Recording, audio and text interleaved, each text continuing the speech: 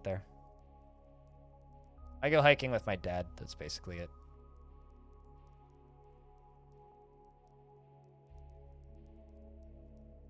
I'm going to be out in Montreal to hang out with my little sister, not go hiking. And that's, I think, something that you need to realize, Orange. Like, I'll hang out with you guys, like, one day, but the rest of the time is going to be spent with family. It's like, yeah, I'm going to Montreal, but I'm going to be in Montreal to spend time with my little sister, not to fuck off and go God knows where every day. Sorry. But, like, the Friday's the only day that I will be available to hang out.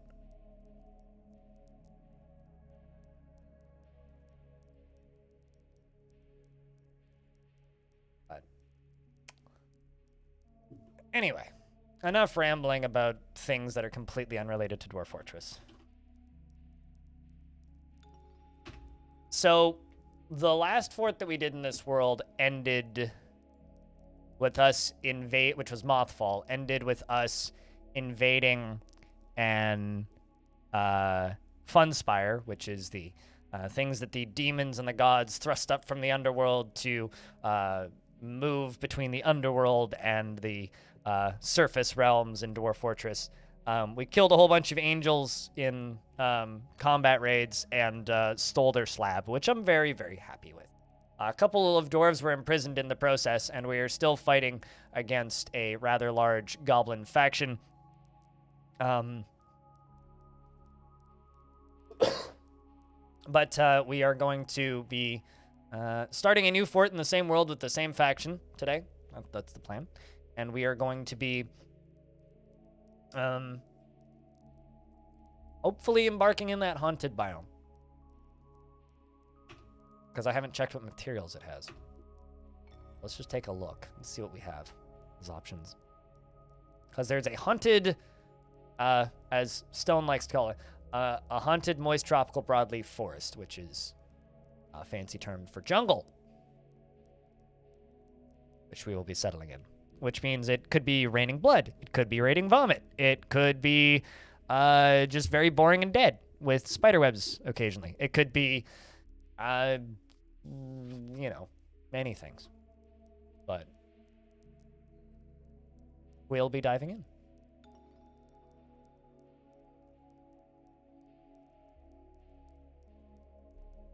You know, Phil and Phil is playing Zork 1 on my Discord server, and I'm actually shocked that that bot is still running.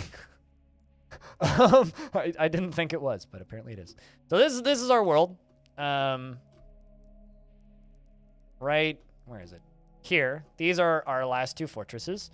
This is our most recent fort, which was Mothfall. This is Hotbeards. And this over here is Umbra Bulwark, which is another fort that we did. You're joining right as we're starting? Yeah, allegedly. Now this is where I was thinking about settling. Deep metal there and a varied aquifer. Deep metal, deep metal. Yeah, okay. There's some spots with light aquifers and fluxstone layers. But that would end up being a pretty deep fortress, which, I mean, we could do that. Because it's deep metals only, which means we'd have to go down to, like, halfway through. Although this world is so shallow that we wouldn't have to dig that deep.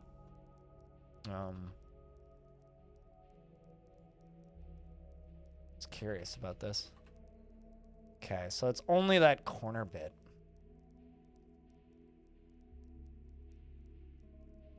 No. Upper corner has it. Well, that's 3 biomes? What are those? Temperate shrubland. Tropical dry broadleaf forest. Okay, so they're dry broadleaf forests. No stranglers. Sad days. What do we have over here? Ooh, that one has shallow metal. Tropical conifer forest?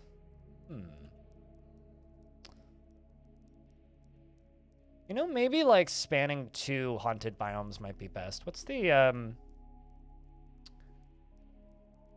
Pulley, that's the faction that we're playing.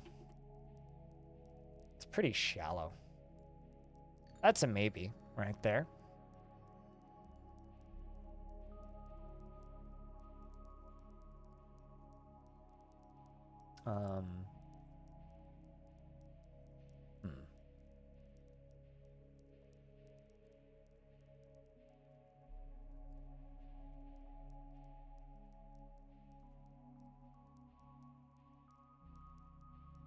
Let's see what else we have.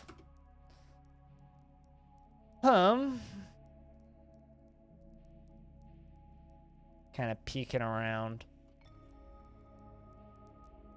I mean, only having deep metals available is an option. The fun spire that we killed was, where was it?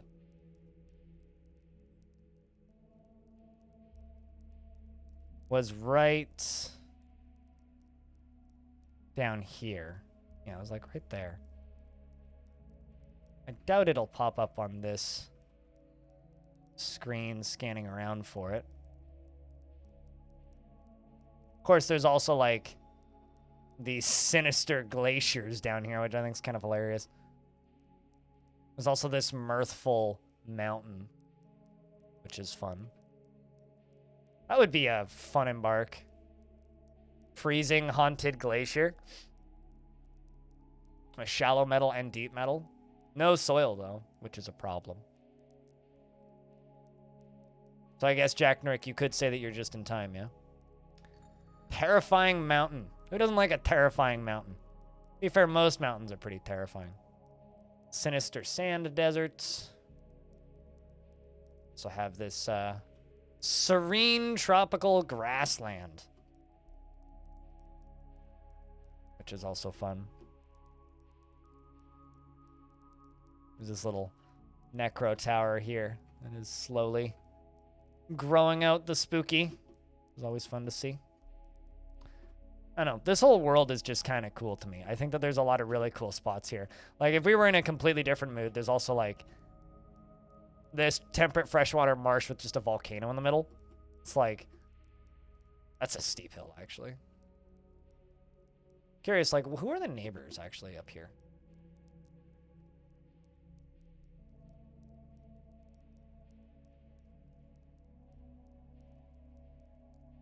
Goblins, humans, elves, and dwarves. That's literally everybody. I can't remember. You're asking me about something that I did 2 months ago. I cannot remember. It's not like I take notes. I mostly adjusted rainfall. I increased rainfall and erosion were the main things that I did, because all I really wanted was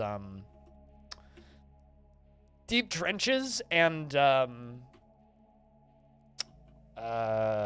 large rivers. That was the main thing that I did, was deep trenches and large rivers.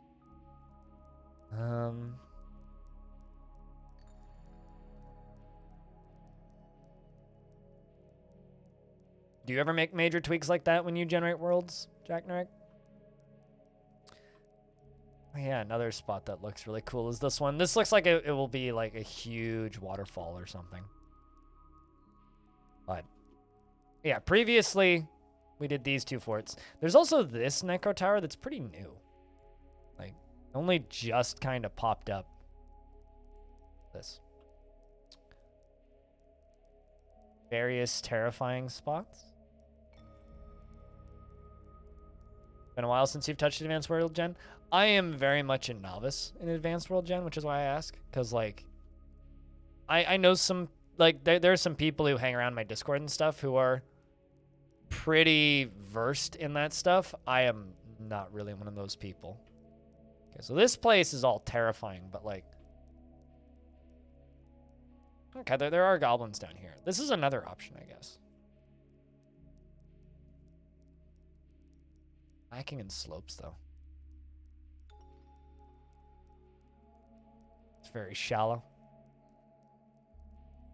That stuff breaks for no reason at all. Okay, so, like, yeah, I don't understand the logic of it. Like, there's some people who are, like, just fucking wizards with that stuff. I'm not. I don't know how some people go about all of the weird, bizarre, strange magic spells that they can seemingly make Advanced World Gen do. This is super neat, actually, because this right here, it's a freezing mirthful mountain, freezing haunted glacier, and a different freezing haunted glacier. This. Terrifying freezing. Ugh. It's also like a Joyous Wilds. Man, you could almost get like, hold on, it's curious.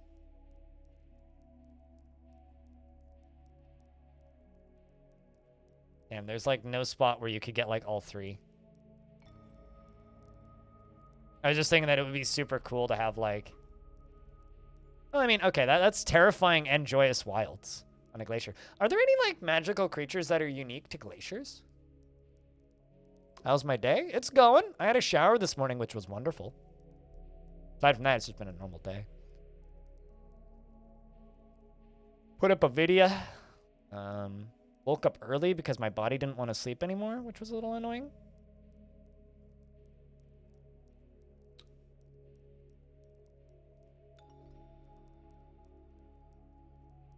Is that a blood lake? Huh. I think that is a blood lake.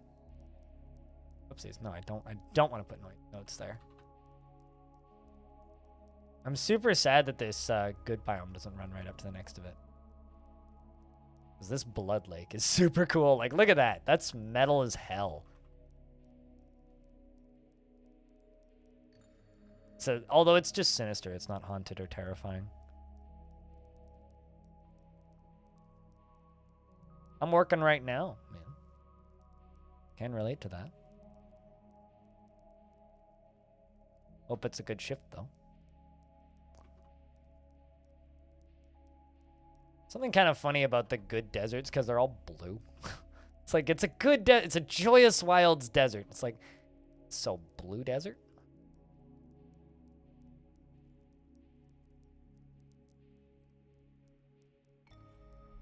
Oh, I did say I was going to upload this world. Hold on. I'm going to go to DFFD real quick.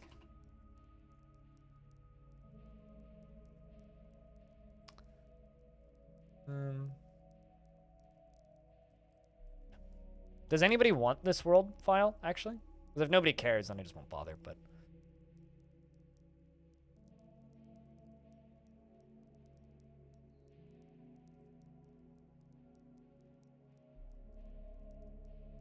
Definitely some interesting things have happened here, so I think I'll just upload real quick for you guys.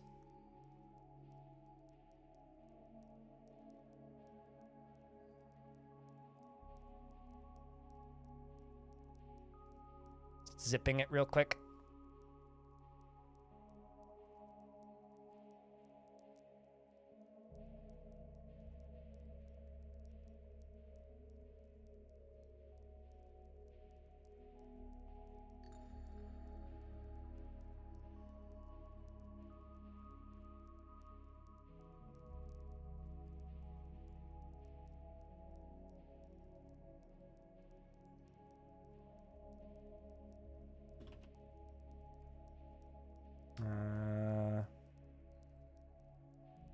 This is a regenerated world. Most recent version. And emit file listing. Here's a link. If anybody wants it. Also toss it up on Discord and DF room.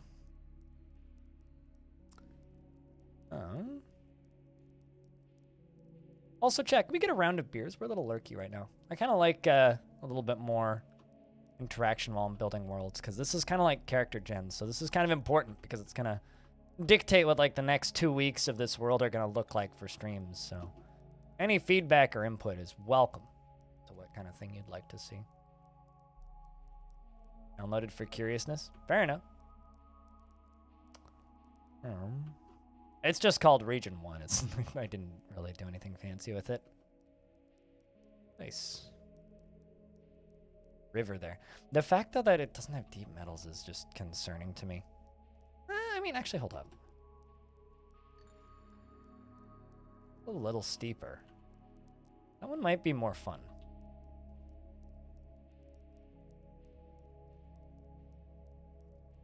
Because it is a river. A river? A river. The issue with it is it doesn't have any flux zones, so if I do have steel, then... Like, if I do have, like, iron ore, then I wouldn't be able to make steel.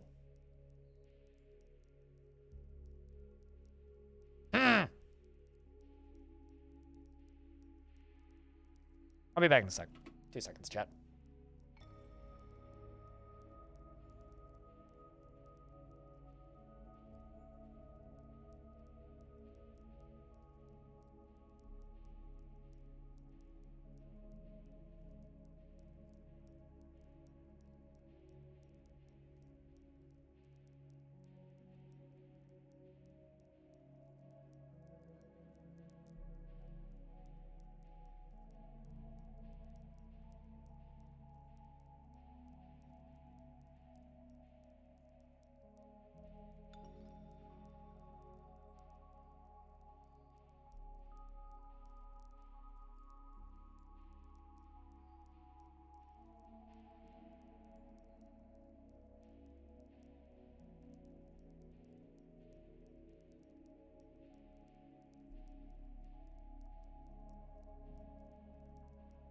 You indeed saw beers, because streamer was trying to wake chat up a little bit. Because we trying to embark, and I'm trying to figure out where I want to embark. Also, I found what I think is a lake full of blood. Whatever that's worth. I'm typing in Twitch chat, not in the game.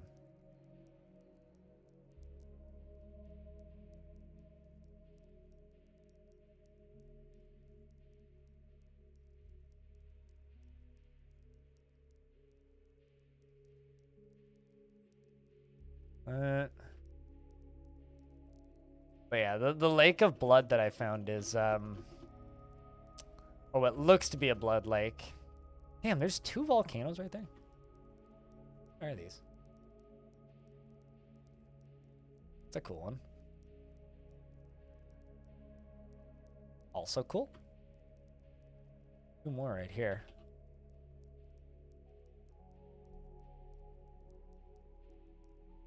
Almost all embarkable. Anyway, so the blood lake that I was referring to is right here. This thing. I mean, it's red.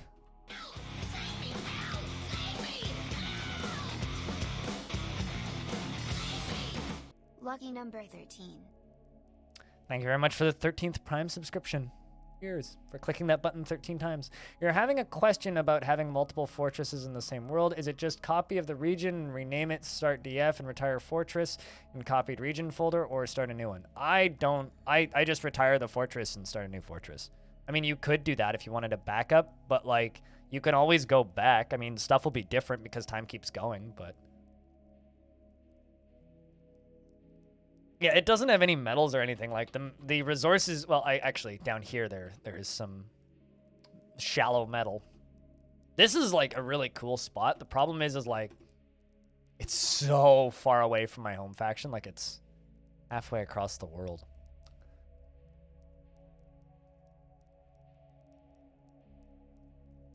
I mean, like if you were to do that, the only way that you would do that would be to like make a backup. But like, I don't know. Unless like you plan on having multiple instances of the same world, that seems a little redundant to me. The game's kind of designed for you to retire fortresses and move on and then come back later and see how it's changed. But, I mean, you can play the game however you want. I guess, for me, I'm just surprised whenever I do this sort of thing that so many people don't do this. Like, there's a lot of people, I think, who play Dwarf Fortress who just, like, make a fortress, play it for a bit, and then generate a new world and make a new fortress in the new world and, like, never really experience or mess around with the mechanics of just, like, fortress, new fortress, new fortress, etc. All in the same world. Because you see all of the interconnected parts and you get to see some of the cogs turning. And those cogs are what make Dwarf Fortress genuinely exciting to me.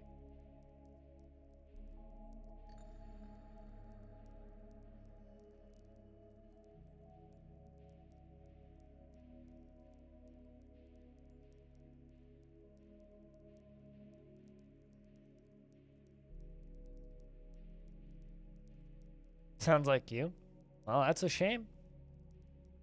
That you are missing out on some of the more interesting mechanics in Dwarf Fortress, which is the tying together of everything.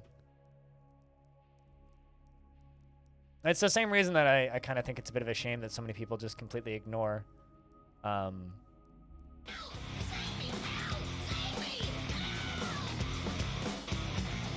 adventure mode.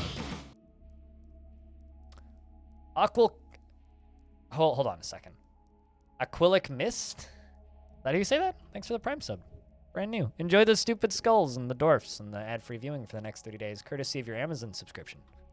Already paid for it. Might as well throw it at somebody. Thank you for choosing me. Cheers.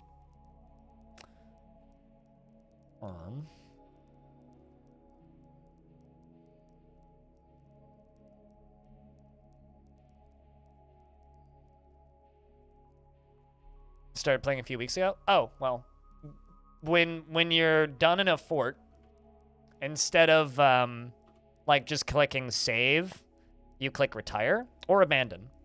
Abandoning it will turn it into a ruin, and then you can reclaim it later with the reclaim option by hitting capital R, which is reclaim unretire.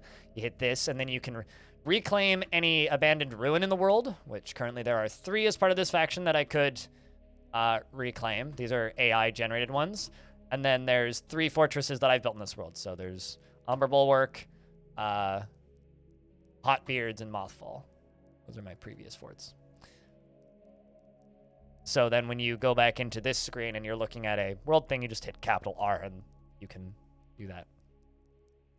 No, you can't have multiple active forts. No. Which I think is good. I think running multiple active forts would be kind of a pain in the ass and unpleasant. But you can have, it's kind of funny. In Legends, when you retire a fortress, it says the fortress has recovered from a brief lapse in their better judgment or something to that degree. It's just like, basically just like makes fun of you for doing a bad job.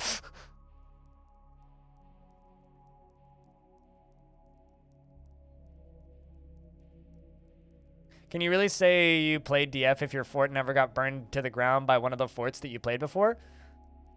Why? Are you saying that because I've done that? Or are you saying that because you're claiming that everybody who hasn't done that potentially hasn't played DF? It's like if you haven't truly experienced the depth and breadth of gameplay that Dwarf Fortress has to offer until you try and steal an artifact from one of your old abandoned fortresses, and then it's on fire, and then it burns your forest down and your fortress in the process, which is something that happened to me once, and it was an event. It was an event. I will not forget that for a long time. Because if an artifact is on fire or if a book is on fire, when you retire a fortress, it will still be on fire when you try and get it from a raid. So when the dwarf comes back, if the dwarf is carrying said item, when they steal it from the ruin, which is very easy to do, they will walk back onto your map and then spontaneously combust, which is one of my favorite like bugs in the game that I kind of hope never gets fixed, but I also hope gets fixed. You know, it's like, it's this amazingly hilarious, oh my, hot kind of thing. And it's really, really, really funny. It's like, why is my fortress burning down? Oh, because I stole an artifact back from underneath a volcano. Right. Got it. Shit.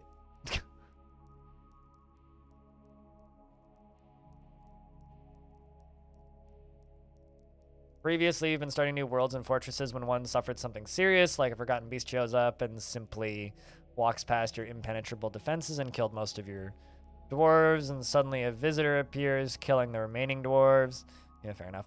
Or accidentally flooding your fortress with lava, etc. Yeah, just normal dwarfy oopsies, you know? Or like me, in this fort up here, I mean, I'm not perfect. In Umber Bulwark, this fort here, I screwed up a building order and dropped a pillar through a river, which put a hole in the ceiling of my bedroom layer, which flooded 2/3 of my fortress in about a minute. And I just was like, you know what? And I managed to like fix the problem and like contain it. And I was like, I could like spend 4 painful hours like cleaning this mess up, or I could just retire it and start a new fort, which is what I did. And I'm happy I did, because the new location was better anyway. And then half of the dwarves that were in that fort then showed up at the next fort. The most advanced / awesome thing I've ever done in DF. I mean, I killed God yesterday. um, but I don't know what's like advanced. Like for me with Dwarf Fortress, it's kind of a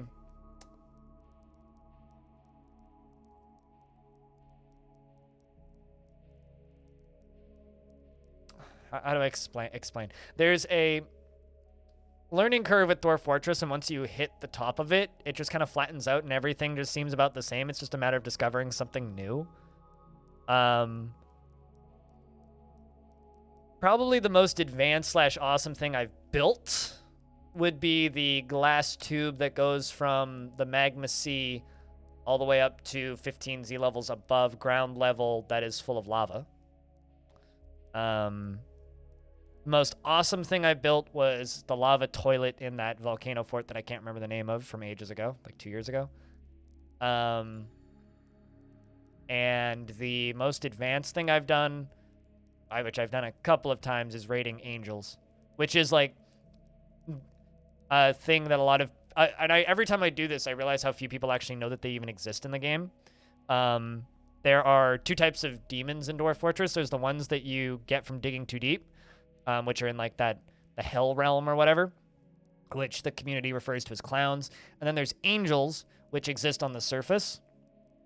And angels are the exact opposite of demons, but they're still just as sinister. So the difference is demons live in the underrealm, and angels are demons that left the underrealm in the time before time that defend the demon overlords that enslave the goblins and all of that jazz. But they exist on the overworld, and you don't see them on the map, but every world has them. And there are some ways of finding them through the missions tab in, what's it called? The ratings screen on the world screen, or you have to find them in adventure mode, and then that exposes them on the world map, and then you can raid them normally. And that's how you get like translucent metals and flashing metals and singing metals and booming metals and all that stuff. And the angels themselves they're randomly generated like above ground dwelling creatures, so they might be made of steam, they might be made of mud, they might be made of steel, they might be made of glass and shatter when you poke them. Like, but probably that would be the most advanced mechanic, because it's just very obtuse and well hidden.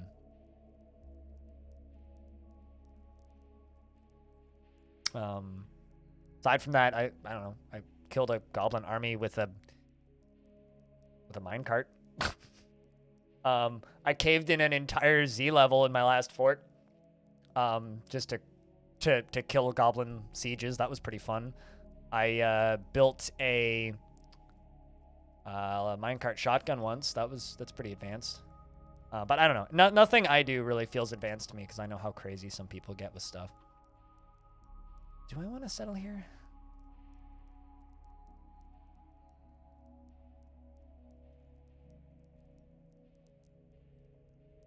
Does have everything we need. Just a stream, though. So shallow.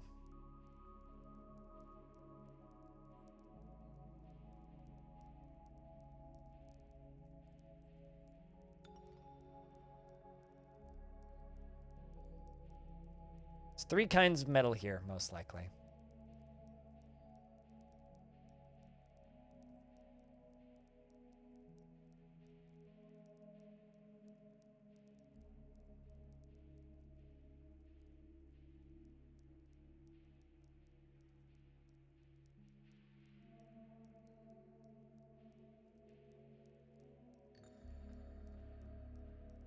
It is a nice spot.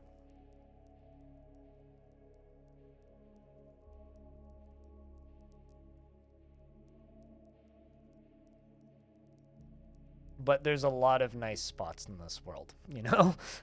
Like, a whole lot of them.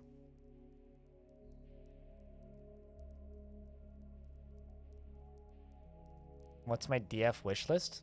Okay, so you don't ask questions. You make a statement that implies it's already true. I don't know what you mean when you say, what's your DF wish list? Like, what are features I want? Whatever Tarn wants to add. It's not my place to say that the game needs a feature. That's the job of the developer, not me. So it's just like earlier when we were talking about religion, you're like, oh man, talking about religion in Twitch chat. Let's talk about politics next. Like you go into every conversation with a negative context, and it's kind of shitty. I don't like it. This is why we butted heads yesterday, is because everything that you say has a negative context at the get-go. It's like, if you assume that something is true before you finish your sentence, or that somebody has a thing,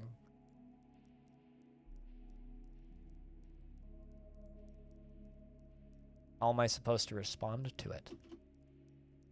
Kind of wish that this was like a bridge.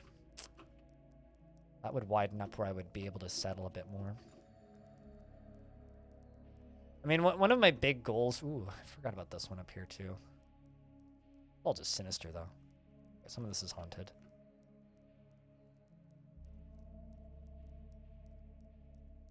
If you have their name... so if you have... by the areas where the angels live, you can find a slab that has the true name of the demon, and then they have a fake name. In my DF talk room right here... I have a bunch of screenshots of us killing the angels of Nagalak.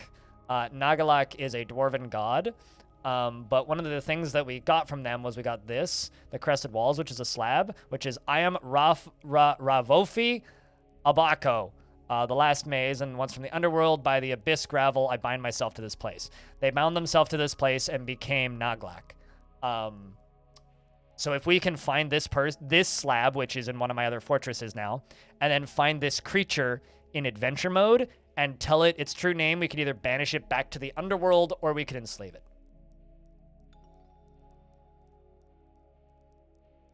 No, I just think it's a silly prospect because it's pie in the sky wish listing, right? Like, what's the point in saying, I want this? I want what Tarn wants to make next. I don't make demands. I think that's silly.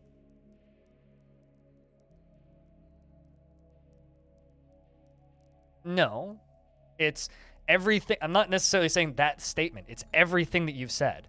You never go into a statement asking a question. You make a statement and demand an answer, right? So a way of wording that question to get a more positive response out of me isn't, what's your DF wish list? It's, do you have a DF wish list? At which point I would politely say no. But I'm looking forward to Myths and Magic and the Steam release so that Tarn can go work on other things. I don't have a DF wish list. But you saying, what's your DF wish list? It leads me to respond with, I don't have one. Because I really don't. Basically, just go look at the to-do list on Bay 12's website, and I'll just say that. I mean, you can play DF in VR, but I, as a visually impaired person, find the current iteration of VR technology to be kind of awful for me. So that wouldn't benefit me in the slightest. So you could, if you want. I don't know why you'd want that, but you could, I guess. Yeah, that too, Taiga. That too. My only real ask of DF is I just want the Steam release and the premium releases to be done and to sell well so that Tarn can go work on things that makes him happy instead of having a hard time getting out of bed in the morning. And having to work on boring-ass UI. I think this is probably just where we're going to settle. Let's keep coming back here. Yeah, loaded questions. Questions that you don't have a reasonable response aside from the exact answer that you want to hear. Leaving no space for nuance. It's just like when someone says topic and then thoughts. It's like, if I say, I play Dwarf Fortress, and then you're just like, thoughts on Dwarf Fortress. I don't know, I play Dwarf Fortress. Like, there's really no way to answer that question. It's not a question with a reasonable answer.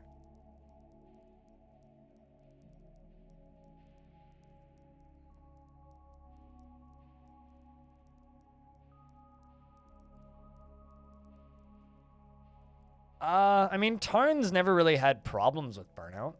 He's said as much in the past. I think, if anything, this change of pace is burning him out. Hey, socks. Long time. True, yeah. Loaded baked potatoes are way better than loaded questions. How about loaded smelly socks? Those things socks. It's good to see you, man. I have 2 cataracts in my right eye and a cataract in my left eye, and they both hurt.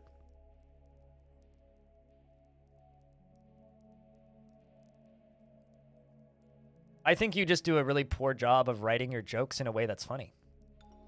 There is a way that you could write your jokes that they would be funny, but you have to present them in a text medium. You present your jokes in a verbal medium. So you type the way that you would speak. If you want words to work well in text, you have to write them in a format that works well in text. The way that you type is not a way that works well in text for humor. It reads as demands and statements. It doesn't read as humorous or funny, right? Besides, your name is plain nonsense, so I take everything that you say as nonsense anyway. Put a /s at the end? Sure, or a lull emote. You have to add some flavor for me to understand that something is a joke.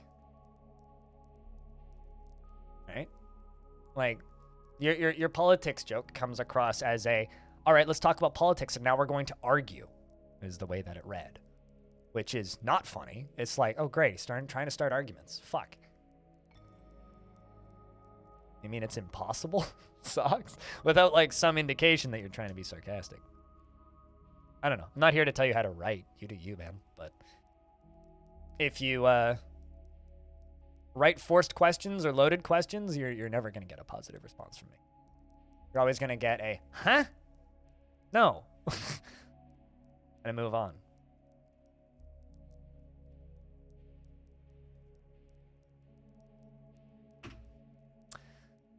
All right, prepare carefully. You gonna eat that? And the dwarf says, I already did. What? I've always wondered what the punchlines are to half of those jokes. Did you hear the one about the werebeast and the forgotten beast? I don't know, I forgot it. Where was he again?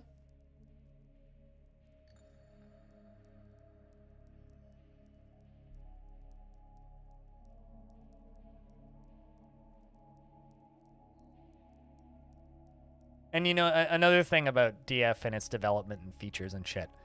Dwarf Fortress could never get another patch and I would still play it.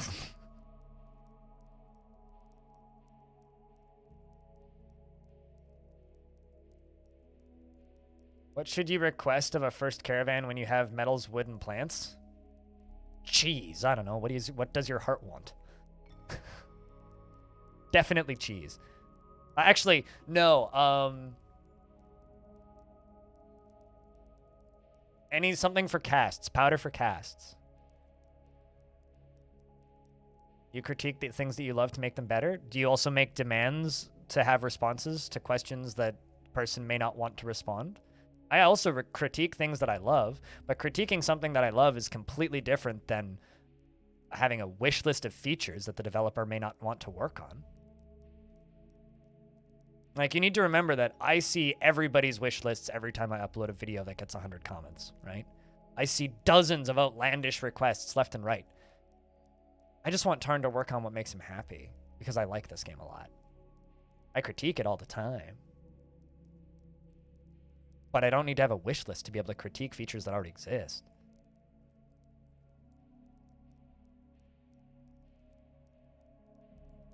That's my brother, you leafy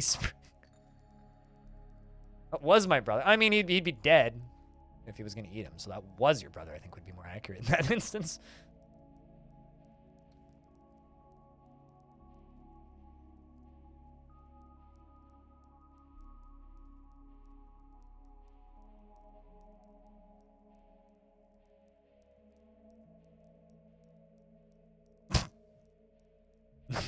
YouTube just made a change that I think is kind of funny.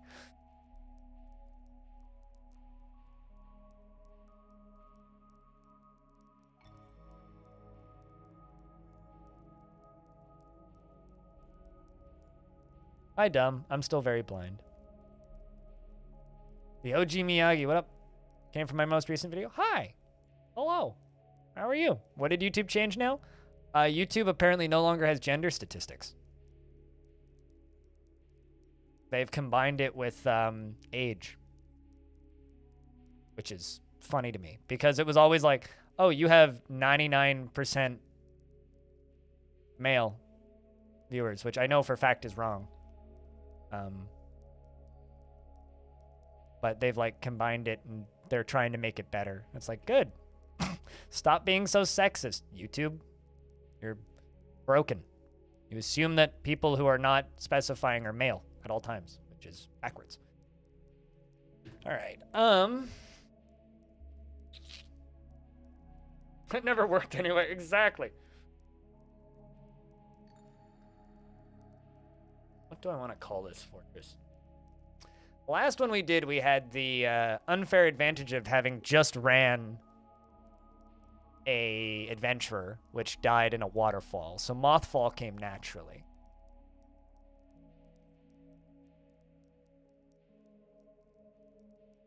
Yes, but modern, like, Western culture is trying to move away from that. Language evolves.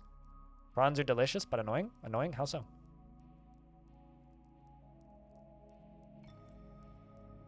The word theater? Why? Do you have a particular reason as to why? Or do you just want to see the word theater? Or are you just asking if we can have the word theater? Right? Even a word. I'm assuming it's a word. Oh, Stinthad, I see.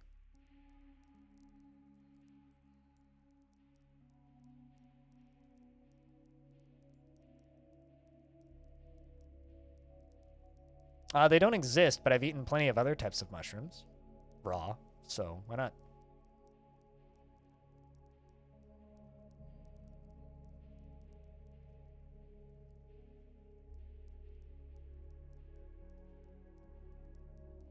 I don't know why, but Theatervults sounds like a nice name for a fort. Pumpkin Theater! I'm in! Let's go!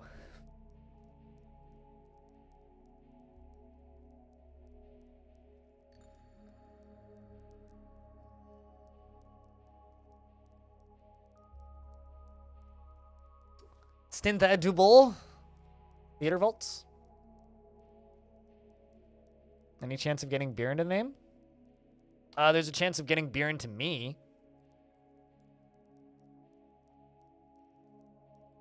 You don't eat them only out of caution? Well, that depends on the mushroom.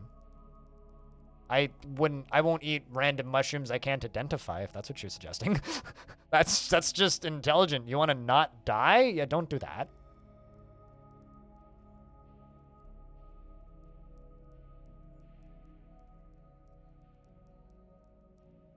Well, this is a haunted, dry jungle. I kind of want something that suggests that. Or maybe we could do that with our fortress symbol.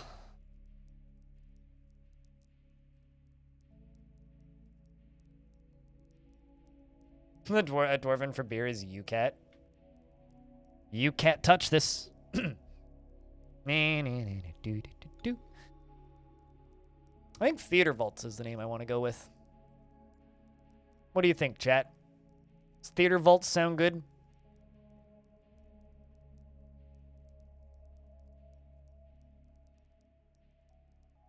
I'm not familiar with that particular thing, Cropicus, so I can neither confirm nor deny. There are certain, like, local mushrooms I can identify pretty quickly and know whether or not they're edible. But anything that's, like, outside of my realm of knowledge, my immediate response is no. Unless it's, like, something I can buy at a grocery store or is served to me at a restaurant. We've had some bad cases, some bad batches of commercial mushrooms here. You prefer to be rather be safe. Yeah, fair. I mean, like as I was talking about earlier, I regrow my own mushrooms in my cupboard, so I mean, I guess maybe I'm a bit more adventurous. Yeah, I mean, yeah, I picked that up from the context exactly, Stone. But like, my answer is still the same, no, because I don't know what that is. I'd have to read it. Sounds way too much like Satan's butthole for you to want to touch it. Depends on how cute Satan is. Frankly, at that point. Like if Satan in this instant is somebody I'm attracted to, then potentially. I'll leave my options open. Why not?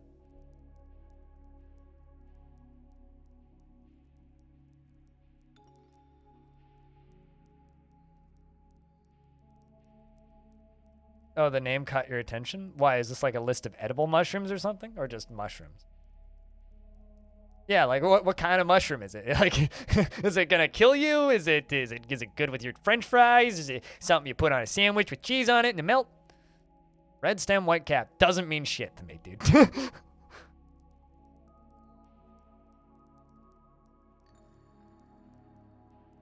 Doesn't mean a word to me. Like, I don't know. Yeah, I think we're gonna go with Theatervults. I like this name. This name's growing on me. The group name. This is where we can cram the word beer in here. Ooh, the Theater of Beer. Probably not, because nothing really is socks, I would say. Especially your sense of humor. How does this work, chat? This is Stintad UCAT, the Theater of Beer, and the fortress is Theatervults. The Theater of Beer and Theatervults. You like it? Why not both? You don't need to act stupid. You know the answer to that. Like, you know exactly why I'm saying what I'm saying, Socks. So you know what? You could do me a huge favor. You'd either shut up or, carry on, I guess, and continue to get sassy responses. I mean, you live your life, man. I don't like ketchup. You know this. You've been around this stream long enough to know that. I think that shit's disgusting. All right, so Theatervults, Theater of Beer, is a symbol. The diamond stasis. Well, I kind of have an idea of what I want our symbol to be.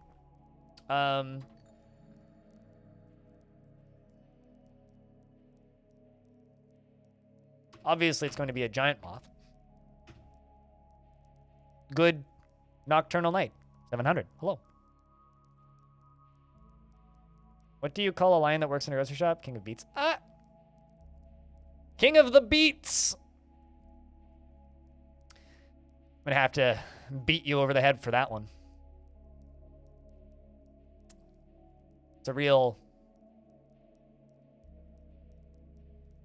beat slap? No, I was trying to come up with a knee slapping reference, but it's just not working. As in fatal? Or because I've eaten what are locally referred to as garden giants, which are they grow to be about this big, and they look kind of like red potatoes. They look kind of like red potatoes before they flare out into mushroom. But once they flare out into mushroom, they will give you stomach problems. But if they're still spherical and haven't flared out yet, they're really, really, really good sliced thin and fried. Good. Probably my favorite edible mushroom that you can find around here. Cock it, all in. Best of luck, sir.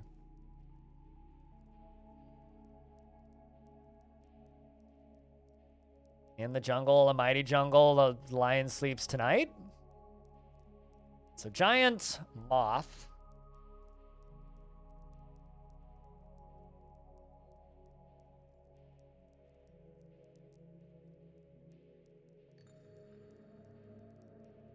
And an angel of Naglak.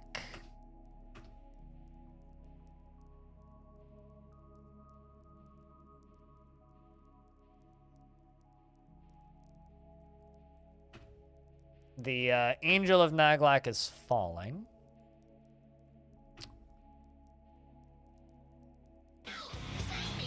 Zero Doom with the Prime subscription. Welcome to the channel, sir. Or Clink. Down here. Enjoy the Dwarfs and the, oh shit, OnlyFins is online? Damn, it's my favorite show.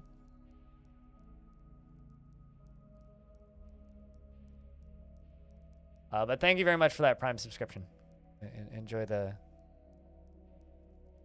Z emotes and free viewing. You like dwarfs? I do too.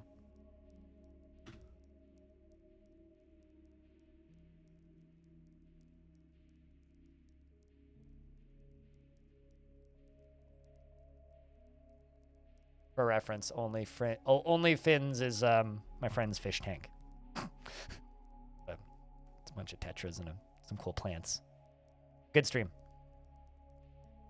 That is divine, yes. Those are the things that we were killing yesterday at the end of the stream was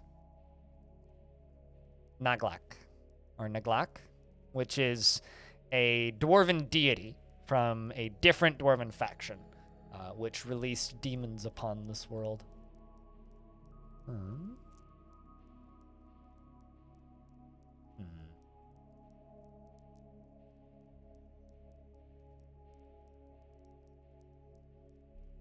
I'm dedicating this image to Mothfall. This is an image of a giant moth and an angel of Naglak. The angel of Naglak is falling. The giant moth is striking down the angel of Naglak. And this image is going to be called the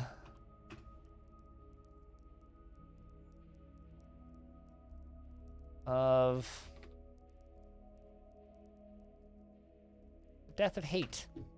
Death of Hating? Death of Hatred.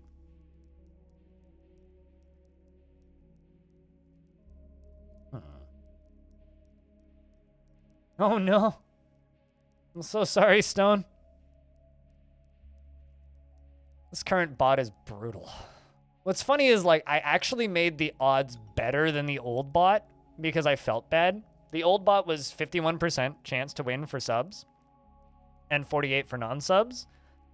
Now it's 55% chance to win for subs and 50% for non-subs. And I've like, yeah. Yeah, no, Naglak is the god of the abyss, the dwarven god. Anyway, if anybody wants to download this world save and look up this stuff, you can. I uploaded it today.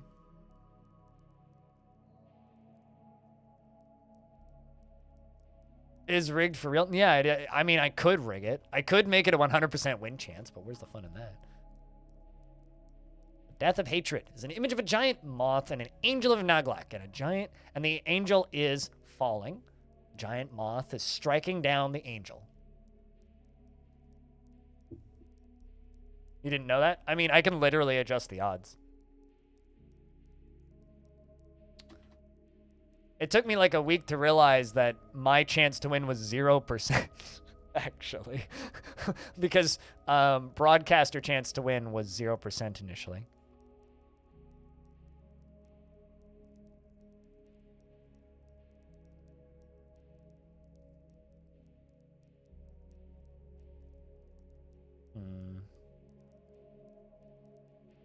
Right. This was an artifact that we made in our previous fortress. This is an adamantine warhammer. All Crastor ship is of the highest quality. It is decorated with vulture bone and encircled with bands of adamantine. This object menaces with spikes of skunk bone and sheep's wool. On the item is an image of Aspaka Weekends Brunch, the human, in black opal. Aspaka Weekends Brunch is making a plaintive gesture. The art relates to falls off the screen. Is wielding an option?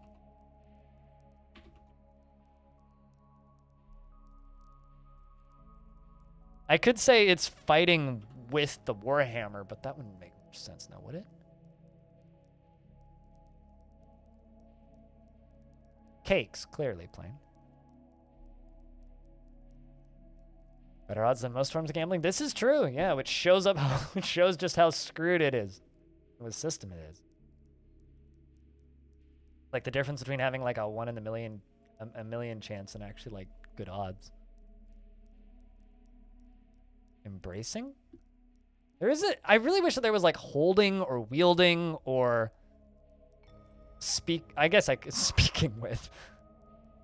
Hiding from. That's contemplating?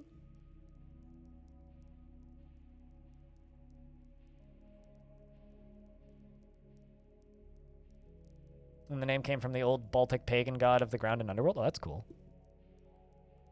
I know very little about Baltic paganism, but I like the imagery because it shows up on a lot of musical albums I enjoy.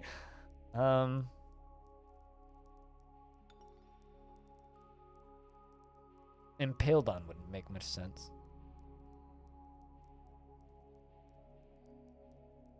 Oh.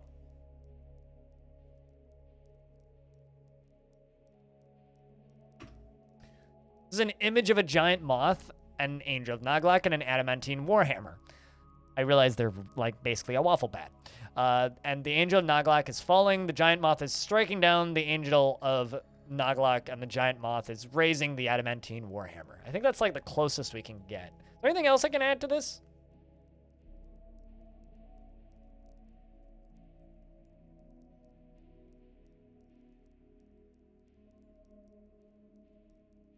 That's the question. Is there anything else that I can/should add to that?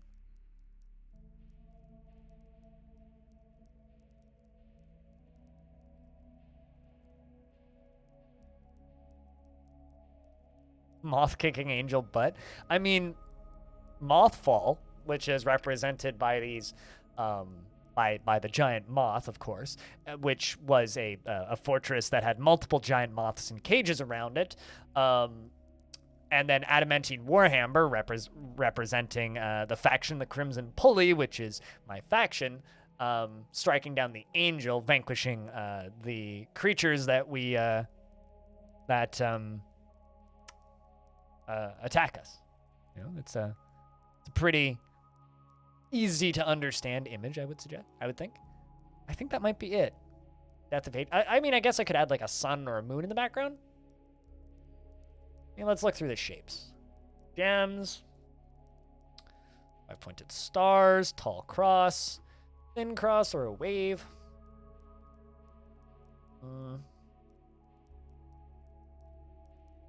Octahedral, octahedron, which bothers a lot of people. A half moon, a hidden moon. Full moon. I think a full moon in the background would be good.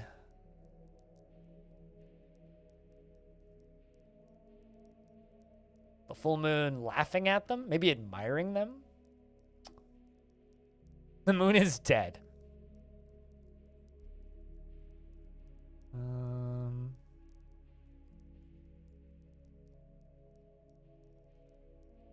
Chat, the moon is offended.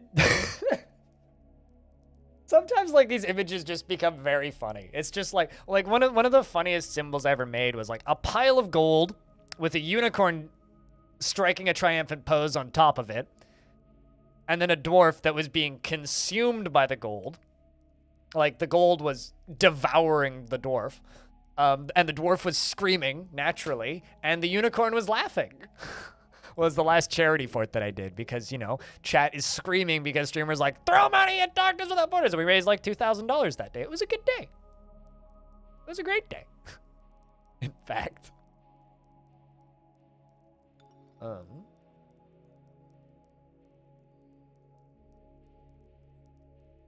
mean, it would be weird if the moon looked offended. The moon is traveling, I think.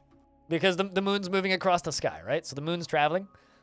Probably, I would assume, with a suitcase and small pony. This is an image of a giant moth, an angel of Naglak, an adamantine warhammer, and a full moon. The angel of Naglak is falling. The giant moth is striking down the angel of Naglak.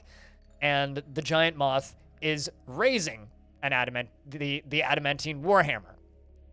And the full moon is traveling. Hello, little Osan. How are we doing today? What is the odd chat? What's the odd conversation today? Baltic paganism, the moon, beer, something about theaters, various words for Satan's butthole, mushrooms, cryptocurrency, NFTs, religion. What else have we talked about today? Breakfast. I had a shower today. That was nice. Plain nonsense's tone of voice in chat, and that it comes off as blunt and aggro instead of humorous, and how to be funny. I don't know, I had a sneezing fit. That's basically the history of everything that's happened today. I got stuck on the main menu of the game for like an hour just rambling about random shit. Yeah, YouTube being sexist. This is very true. Because YouTube assumes everybody who has non-specified gender is male, which apparently they're not doing anymore. But so my audience went from being 99% male and less than 1% female and less than 1% non-specified to now just being 97% male, which is, yeah, okay, fine. We'll take it, YouTube. You're working on it, Kappa, Kappa, Kappa. Now you're just singing that song, it's like Kappa, Kappa, Kappa, or whatever it is. Instead of like, just remember to type in Kappa, it's gray face, no space. Old school Twitch jokes. Yeah, today's been fun. Happens to you all the time. You always imagine your tone is humorous, and then on the other side, you take it bad. Yeah, it's Twitch chat. Twitch chat can be hard sometimes. Chat rooms can be hard sometimes. If everybody, it's easier if everybody's typing in chat. It doesn't help that I'm a dense moron who can't tell the difference between a joke and a serious statement and an insult. So.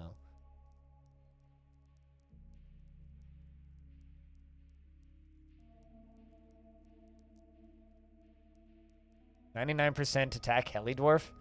I mean, okay, but like, what would that be? A dwarf with 3 adamantine warhammers, like spinning it really quickly and levitating?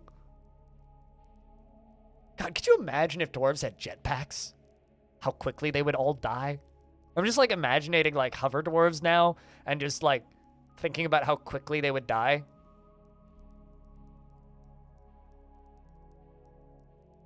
Being a grammar asshole is off-putting, but having proper grammar is fine. But like the difference between a question and a demand is something that everybody, including myself, needs to get better at in chat rooms. Like, I'm not perfect at it. I think that's everything I'm going to add to that. All right, so we've got our fort name, our group name, our symbol, and let's go do. Well, all right. So we are starting in a haunted dry jungle. So we have 2 battle axes, bunch of wooden crap that I don't need.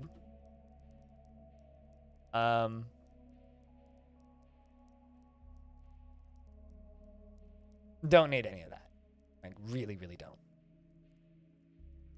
I probably don't need that thread, which will save us some more points.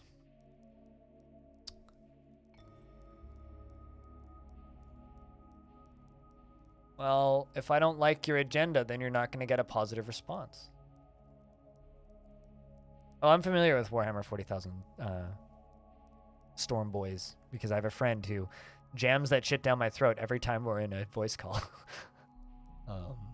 So, you know.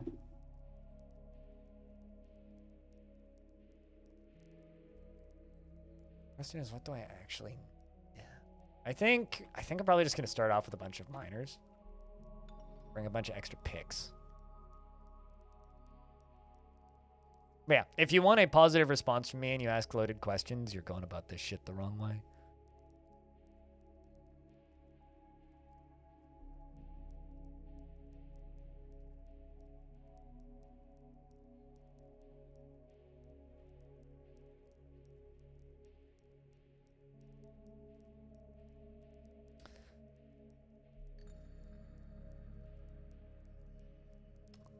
Question is, do I want to be cheesy?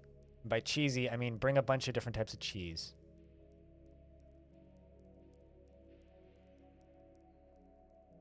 Why no like your agenda? Answer your own question, Kappa.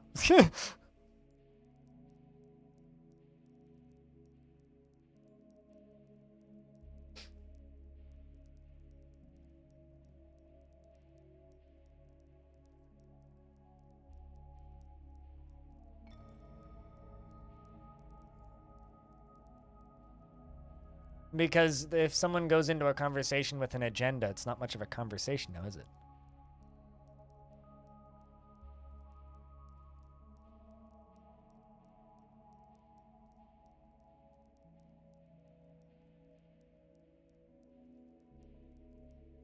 To be totally fair, though, plain nonsense. I'm giving you a bit of a hard time because yesterday you accused me of not knowing what I was talking about and then got real mad when I proved that I knew what I was talking about.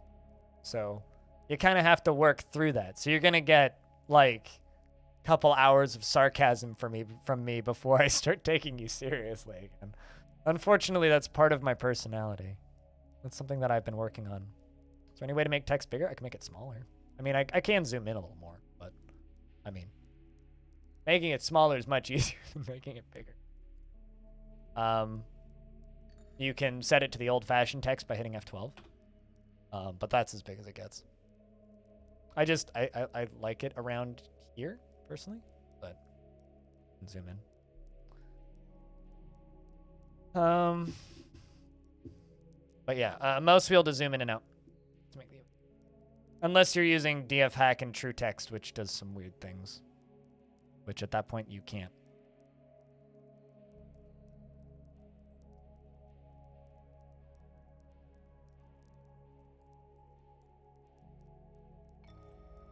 So I'm thinking, because this is a spooky embark,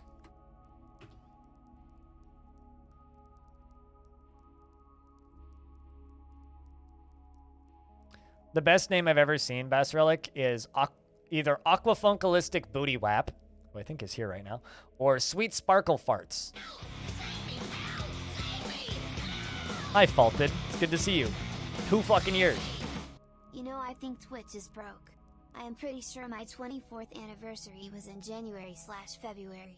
Did you ever pop your resub? Because if you didn't, then it'll just be sitting there.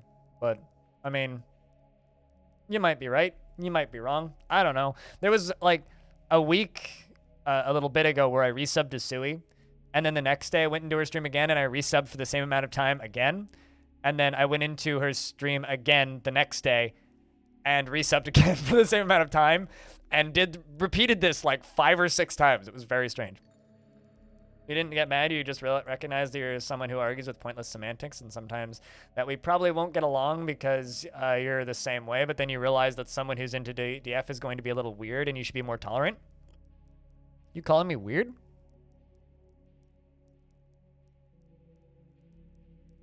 Bruh, I'm an entertainer. I have to have a bit of a personality. If I don't, what the fuck's the point? Come on, man.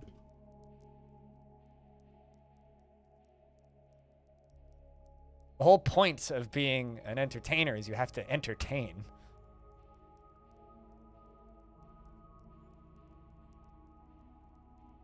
But I mean, you know, if you think I'm weird, then I can save us all the trouble and just ban you.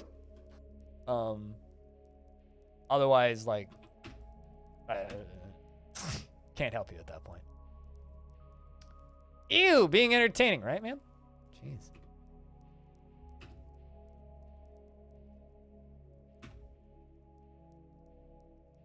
If someone's being a twit nugget at me, I have 2 options.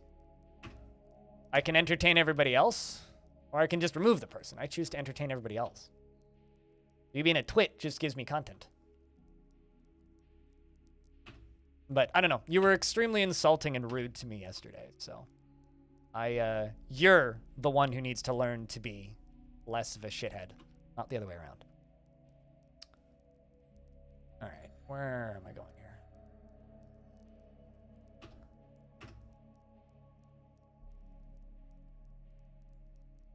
It is a really good username, Sucksmell.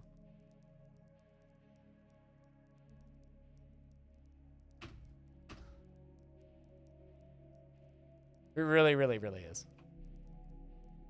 Another good username is Making Bacon, just because it's fun to say. Usernames that are fun to say are always good. So we're bringing cheese with for 2 reasons. We're bringing cheese with because cheese is a good food source and can be quickly cooked up into high-quality meals. But the second reason we're bringing cheese with is because each thing of cheese is a barrel. So I'm bringing one of every type of cheese that my faction has access to. And that gives me a bunch of barrels. And having barrels early on in a haunted biome, especially if there's fucking zombies everywhere, is a really good thing to have because it's a quick way of transporting all of your food stuff indoors quickly. is having a lot of different barrels. And then once we cook those into meals, then we have lots of barrels to put alcohol in. During records and ask you for recommendations of the genre acid jazz. Oh boy, that's a deep hole. Not off the top of my head. I'm not the most well-versed in jazz. I like jazz, but I'm not versed in jazz, so I can't really help you there. But, yeah, that's difficult. Cheese barrel-aged ale. Cheese barrel-aged ale. That's a... I'm trying to, like, imagine what that would taste like.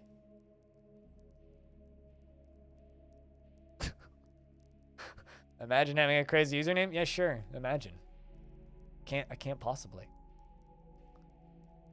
So we've got plenty of cheeses. What else are we gonna bring? Or a long one? Yeah. AKA Seashore's Wall. How often do people call you Seahorse Wall? Stone.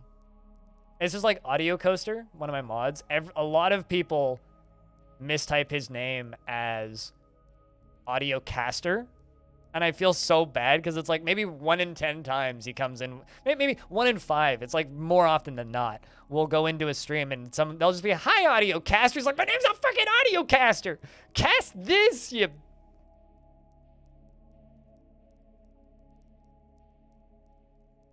But nearly everyone calls you Stone. Your friends call you Seahorse. See, it's a horse and he's Stone.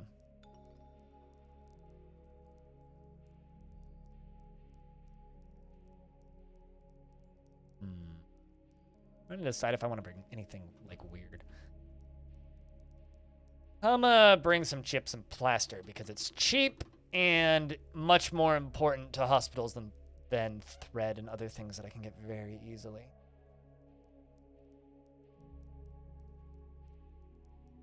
I'm kind of over-preparing here. I don't really need to do this so much, so... Crank up the amount of booze that we have. Another 200 points. Not gonna bring any animals with me. Prepared carp brain. I wonder if that's a cultural delicacy for us. I wonder what carp brain would even be like. 'Cause that's like normally, like you clean that out as part of cleaning the fish. Now I'm like, do people make fish sausage? Is that a thing? Hold up.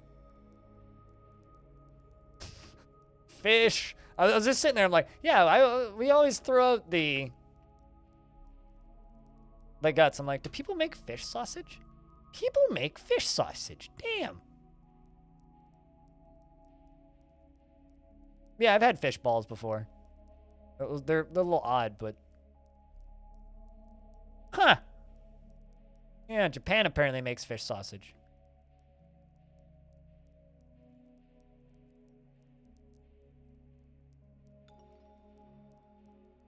Although they use, like, sole fillets in this recipe that I'm looking at. I'm just wondering if anything, like, actually uses fish gut. Fish jerky? I mean, you can get, like, smoked and fish jerky. Like, you can get, like, salmon jerky and smoked jerky here.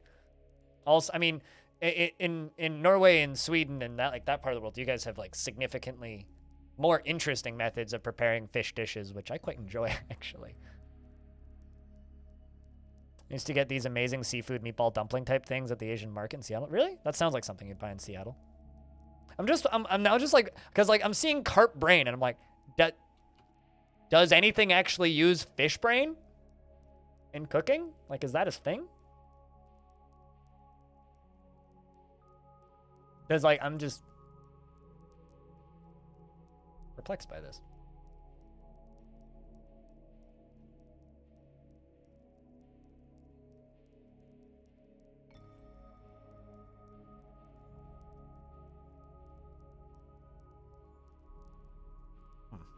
Anyway, that random tangent aside, I think we're just going to bring wine and rum to 90. And then we'll see how many points we have left. 94 points left.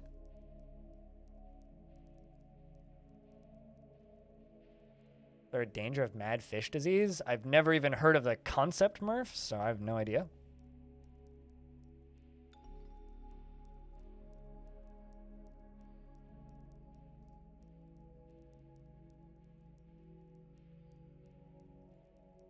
Oh, Bobby calls you that? Yes, you could say that. Well, that's because you don't really go by that moniker. That's like an old. That's like your Smurf account. I think I'll bring an extra pick for safety's sake. I am super over preparing this. Normally I wouldn't do the cheese thing. Normally I would just kind of remove all the wood stuff and then just crank up the booze. Go maybe bring some cats or something. So because it's a haunted biome, I don't really want to bring animals because I can't directly control animals outside of like pasturing them. And if there is zombifying clouds, I don't really feel like suddenly having 8 zombie cats to deal with or something, you know?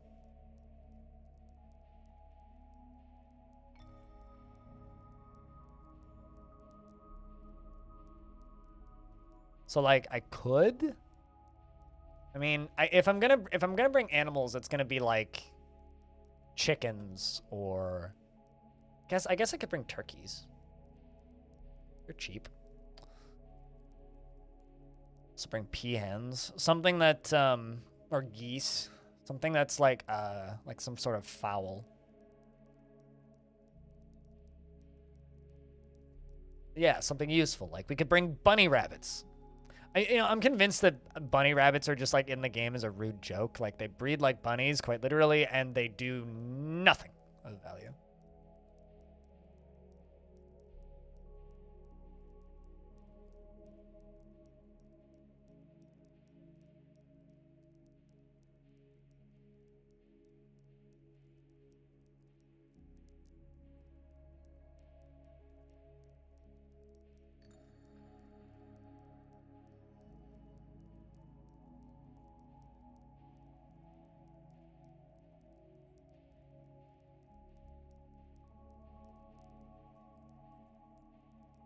Yeah, we'll try bringing some turkeys with. Bring 2 gobblers and a couple hens. 5 hens and 2 gobblers. Leaves us with 8 points. You know what? I'm actually going to move a little bit of this so that I have some points to put into the dwarves because I kind of want to give them all mining skill.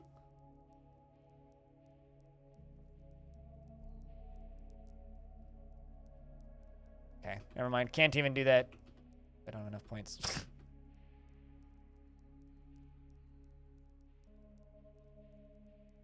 That leaves us with 2 miners, I think. Yep. What we can do. 4 points left. 2.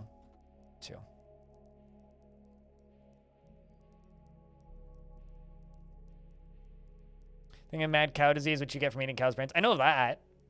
I'm well aware of mad cow disease, but I've never heard of mad fish disease, which is why I'm saying I've never heard of it. I've heard of mad cow disease. I know what you're referencing, but...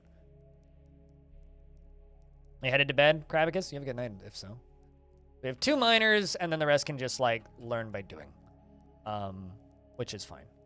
So, if you would like a dwarf in this fort, raise your hand in chat. And I will play favorites based on dwarves that I know that are alive in Mothfall because they might show up. And if you know that you have a dwarf in Mothfall, I request that you don't raise your hand. Because I would like to name a bunch of dwarves without having too many repeats. No, I started aggressively explaining how FPS death is not improved by faster CPU because you said bullshit. You're not wrong. That interaction is my fault, right? But if you get off to a very negative impression with a person, and then that person continues to reinforce that negative impression every time you interact,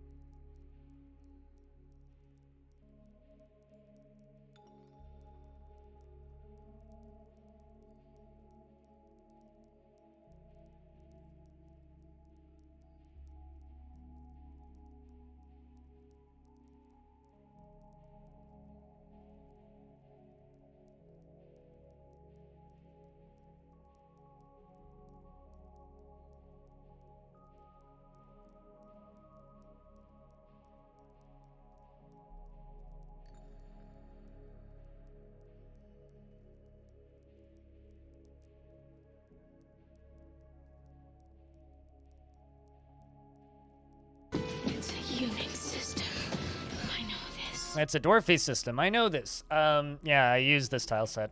It's a modified version of Krog Smash's tile set.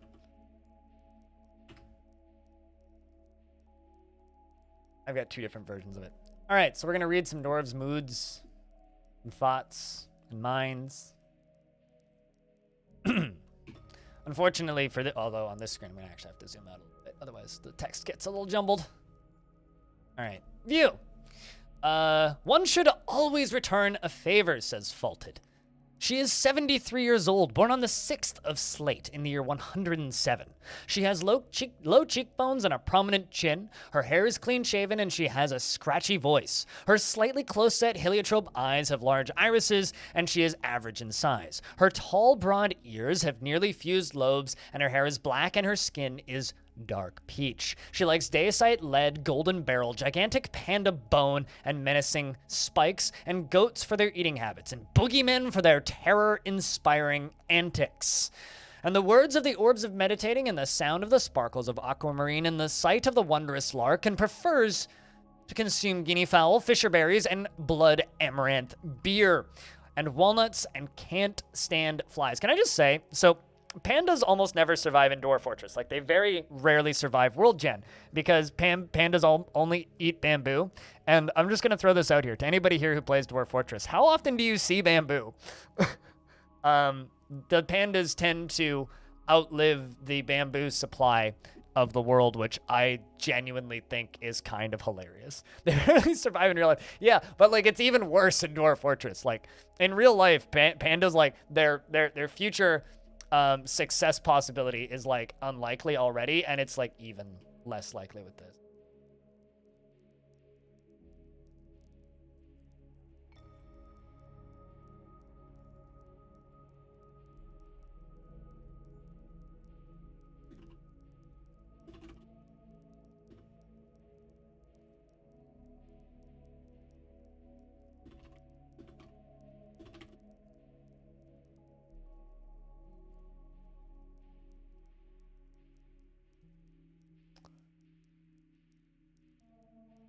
So I just think that that's kind of amazing.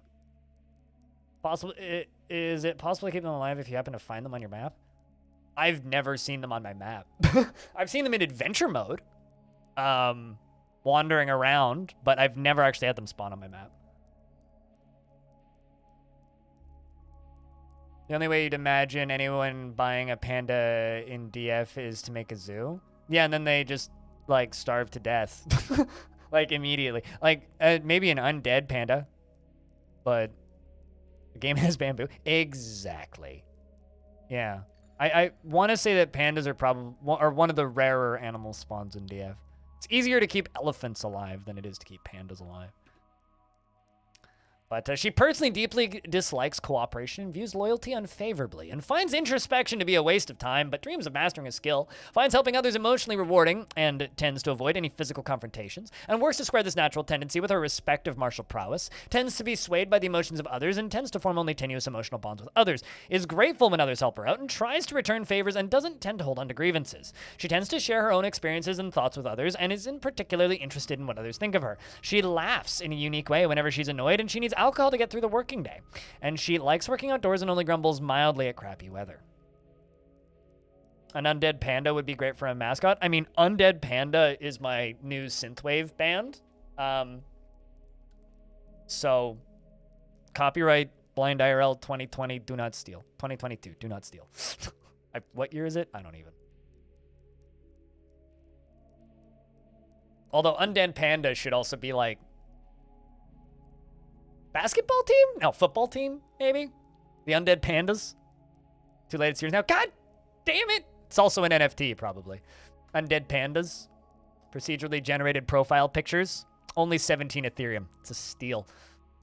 Game dev studio name. That too. Although it would be like Team Undead Panda or like Team Dead Panda or something. I really like game dev studios with the word team at the front. Like Team Reptile and Team Cherry are two of my favorite dev team names. Sudolwek is 66 years old, born on the 22nd of Obsidian in the year 114. sad part is you just missed the year Pi. You don't get to be born on Pi Day. In life, you should work hard and then work harder, she says. Her very long hair is neatly combed. I missed the T. Her very long hair is neatly combed. Her ears are broad and she has a prominent chin. Her head was somewhat broad and her hair is black. Her skin is dark peach and her eyes are heliotrope. She likes claystone, billion, picture, jasper, green glass, and giant warthog hoof. They like giant animals here. The color chocolate and gauntlets and giant weasels for their long bodies, and when possible prefers to consume prickleberries, whip wine, and absolutely hates snails. Sorry to the person with the username snail that I know is lurking in chat.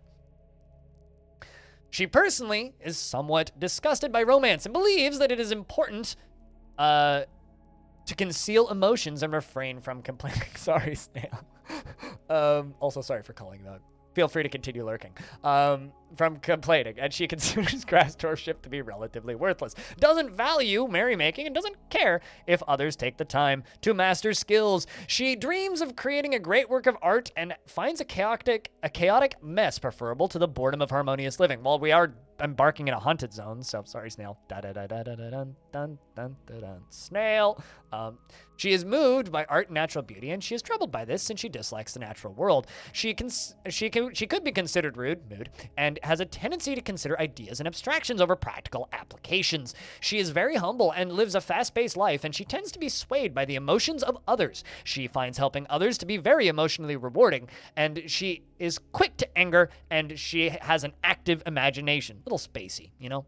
And she tends to be tight with resources when working on projects, and she needs alcohol to get through the working day, and likes working outdoors and only grumbles mildly at shitty weather. Although it might be raining blood here, so who knows? Miss the D, please. I mean, see, here's the thing, right? When it comes to saying that, you kind of got to do it yourself, otherwise no one's going to clip it, right? But I also missed the T, not the D, right? Because I said her very long hair is nearly combed, and I said, wow, I missed the T. I don't think I said I missed the D anywhere.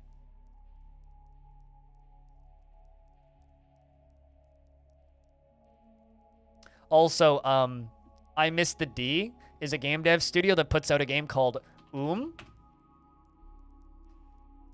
Anyway, Tosin, Troopin' Panda.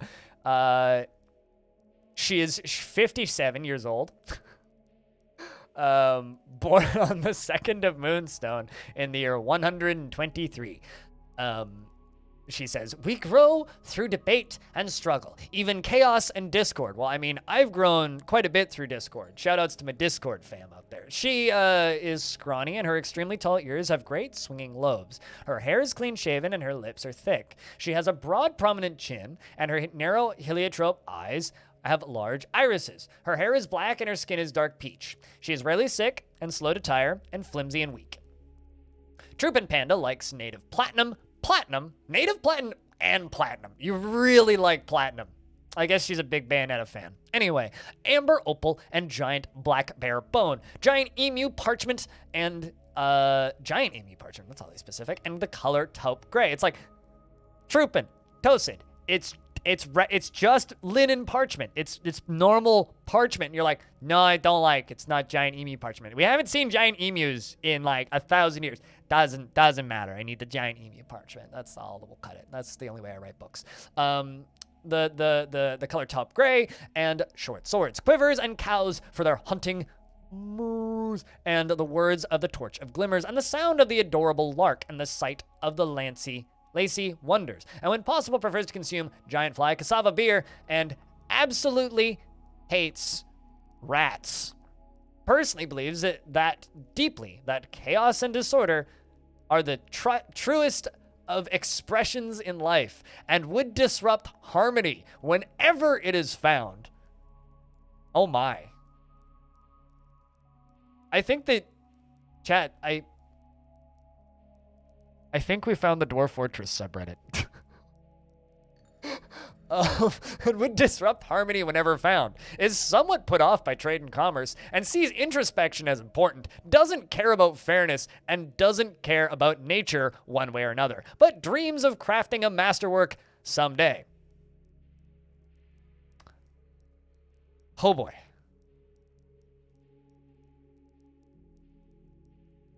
Yeah, no kidding, Stone.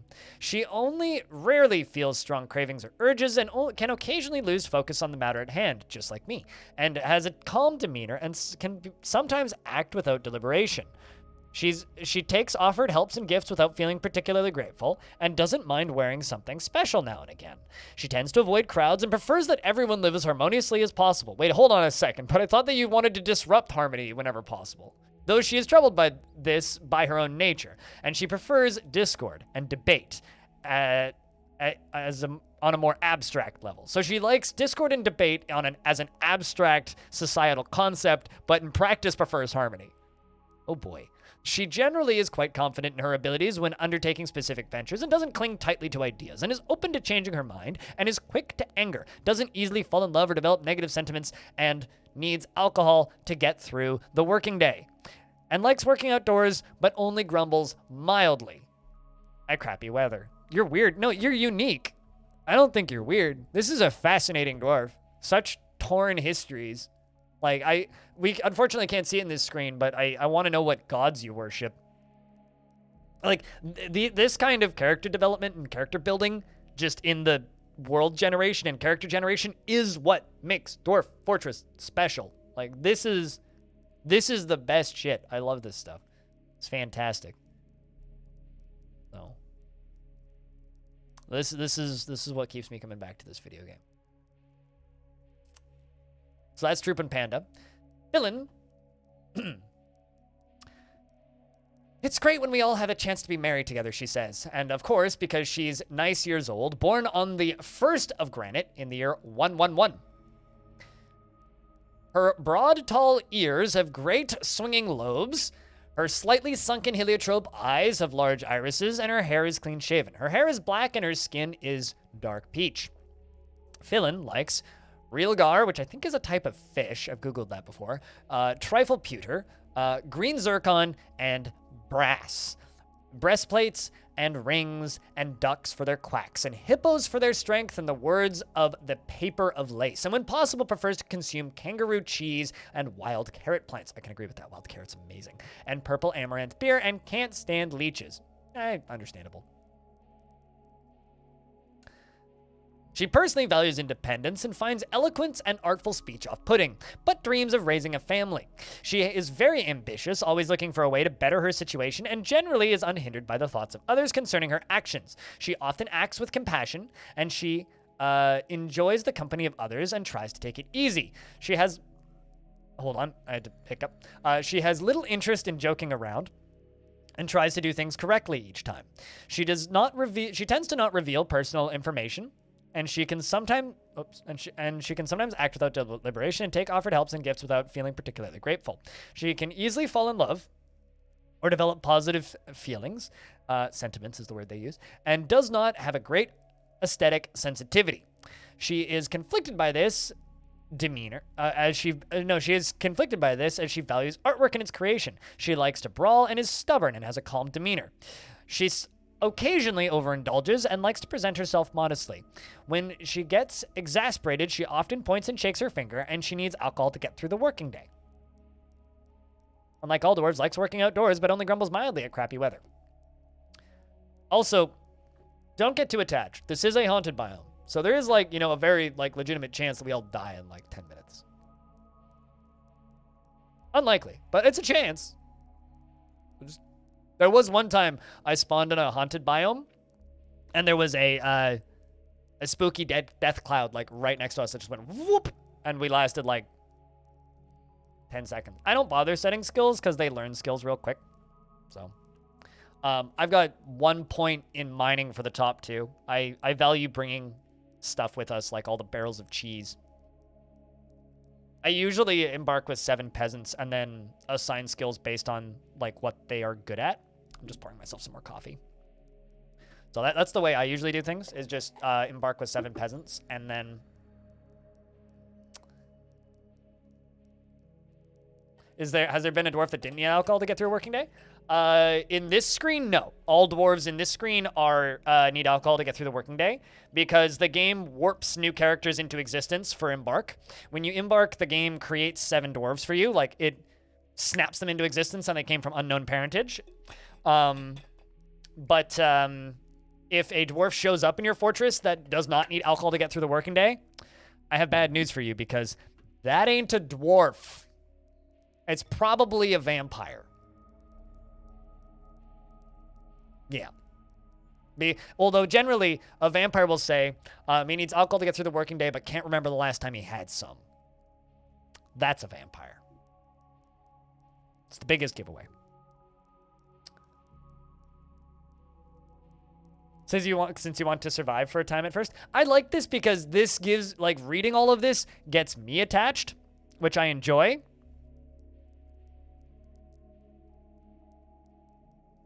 So.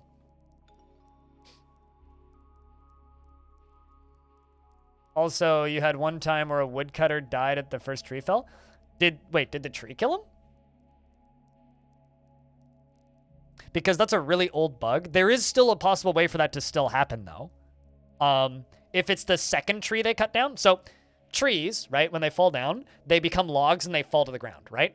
If it's really tight overgrowth, the logs can land on top of other trees. So when a dwarf chops down a tree, it always falls away from them so that the logs don't land on them. Previously, when they fell, this was like years ago, they would just kind of explode and the logs would go everywhere, and there was a relatively good chance that the tree would land on a dwarf and kill them or do damage to them. But when they hit the side of it, now they fall away from the dwarf, so it's impossible for them to fall on them while they're chopping the tree down. However, if a tree that's taller than the tree next to it lands on top of the next tree, so logs fall, so there's a tree here, they chop down this tree and some of the logs land on top of the tree, dwarf comes down here and chops this tree down, the logs from this tree will fall away, but the ones on top will go straight down. Does that make sense? So if the trees are all very tightly packed and you clear cut a large area, it's actually not too unlikely that some logs will land on top and come down and kill the dwarves by crushing them. Your dwarf fortress knowledge is very limited, but what's your strategy for butchering in a haunted biome? Don't all corpses and animal parts come to life? Depends on the haunted biome and not immediately. It takes a little bit of time. So I generally just try and avoid having large amounts of livestock in haunted biomes for that reason. In case I miss one, but as long as you can get them into coffins or for pets or slaughter them pretty quickly, you're generally fine.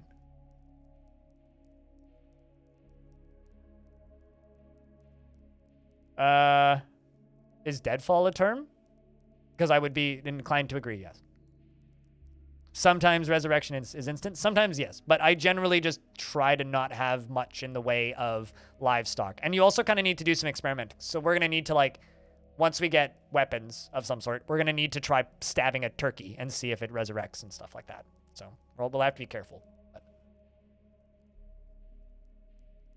this could be everything from, like, the only weird thing about this biome is everything is dead and there's cobwebs everywhere, all the way up to just by simply, like, you know, walking through a cloud, you turn into a zombie, so.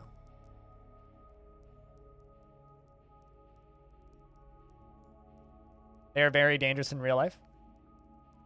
I mean, I've never heard that term before, but I completely believe that is a thing. I mean, I've seen trees caught in other trees that have fallen over, so, like, yeah. Makes sense. Zombifying dust clouds is... I hate those. Anyway, I just... This is my only hope for this fort. I hope it's not raining vomit. Anything but vomit and pus. And the reason I hope it's not raining vomit and pus is because if it's raining pus, the entire map gets yellow. And if it's raining vomit, the entire map gets red or orange. And it's hard to look at. Like, it hurts my eyes. So I hope it's not raining blood and pus. Actually, blood is fine. Raining blood is fine because that's like a darker red. But vomit and pus. Ugh. Actually, the one funny thing about raining vomit and pus, or either or, is it gets in the water. And then if you run out of booze, Red March, the dwarves run to the water and drink the water. And then they'll get thoughts like, I was forced to drink pus. is disgusted after being forced to drink pus, or is disgusted after being forced to drink vomit. And it's like, oh no. Anyway. Red March, Ravod. He is nice years old, born on the 21st of Moonstone in the year 111. The quest for knowledge never ends, he says. His sideburns are clean shaven and his very long mustache is neatly combed. His long beard is neatly combed and his very long hair is neatly combed. He has a prominent chin and his heliotrope eyes have large irises. His ears are tall and his hair is black and his skin is dark peach. Oh God, yeah, right? It's raining plum man, hallelujah, it's raining plum helmet man. And too many syllables. His long beard is neatly combed. His very short hair is neatly combed. He has a prominent chin. His heliotrope eyes have large irises. His ears are tall, and his hair is black, and his skin is dark peach. So something that I'm noticing about this faction, they very commonly have tall ears and dark peach skin. Red March likes borax, bismuth, peridot, walrus tooth, giant nautilus shell, and crossbows. And the words of the musical poem, that's... I know that that's a form of music, but like, or like a form of poetry probably, but like, look at that as just funny. It's like the words of the musical poem. Okay, which one? The sight of the velvety queen, and when possible prefers to consume koala, tapir cheese, and raspberry wine. I think this dwarf is Australian. It's a pity it's not kangaroo cheese, but tapir is just as good. Anyway, and can't stand slugs. Neither can I. They eat my fucking lettuce. Personally has a negative view of those who exercise power over others and doesn't feel strongly about the law, dreams of raising a family. He prefers that everyone live as harmoniously as possible, is very humble, and doesn't seek out excitement. He is not inherently proud of his talents and accomplishments and doesn't go out of his way to help others. He does not easily hate or develop negative feelings, and he is stubborn. He needs alcohol to get through the working day and likes working outdoors and only grumbles mildly at crappy weather. Nice, you were confused until you read that? I mean, 69 is nice and 55 is 55. Come on, get with the program. I don't know, like, there's a few, like, dumb fucking internet things that I just feel like it's the law and I have to abide by them. 55 is one of them. And the other one is nice whenever I see 69. And then, yeah, 67 is stone.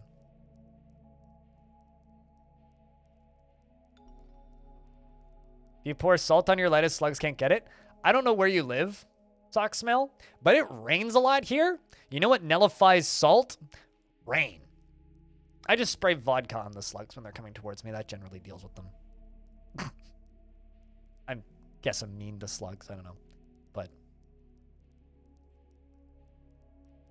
But no, I have copper strips that I put around my pots, but they still sometimes get around them anyway. But yes, nice age. Is 60 nice years old? 60 nice is usually what I say, but is nice years old. 69. It's also not great for your lettuce, though. I mean, I wouldn't put salt on my lettuce. Like, unless I'm making a salad. Anyway, Ibel, Alien Slayer, is 54 years old, born on the 25th of Sandstone in the year 126. Be merry, he says. His sideburns are clean-shaven and his very long mustache is neatly combed. His very long beard is arranged in double braids, as is our culture, and his very long hair is neatly combed. He has a high-pitched grating voice. Oh God, what's a high-pitched grating voice? Like this kind of thing! That's just what my brain's going. My brain's going to like a high-pitched Donald Duck, like, but if I'm a dwarf! Or something like that. Like the gnome voice, but like chain-smoking gnome. Oh God. Anyway, his narrow heliotrope eyes have very large irises, and he has a prominent chin. His ears are extremely tall, and his nose bridge is slightly convex. His nose bridge is slightly convex. His hair is black, and his skin is dark peach. Oh no, Captain Toad. Yes! Captain Toad! This dwarf talks like Captain Toad! You're happy. It's yeah, like a high-pitched chain smokers are like Captain Toad. It's like, I'm just a fucking dwarf! Ah! Anyway, personally, has great respect for fairness, and I miss the green text. It's quite durable and quite strong, but very clumsy, like Captain Toad. Sounds like Gilbert Gottfried. Rest in peace, mother. Poor dude. Like, man, sad days recently. Like, speaking of 67, he was 67 years old. That's too young to die. We live in an era where that just shouldn't happen. Anyway, rose gold cat. You like rose gold, olivine, rose gold, cat's eye, and guava wood. Knuckle worm leather. Chat, what the fuck is a knuckle worm?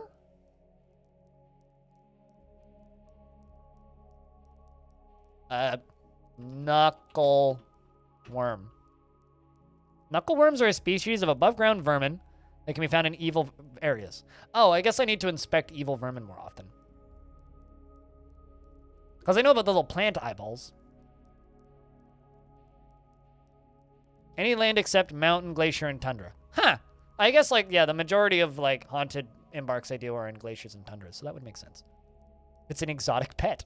It's evil. Pet value, 100. Well, huh. Some dwarves like knuckleworms for their knobs and angles, and their cracks and pops. Oh boy. Anyway, back on subject.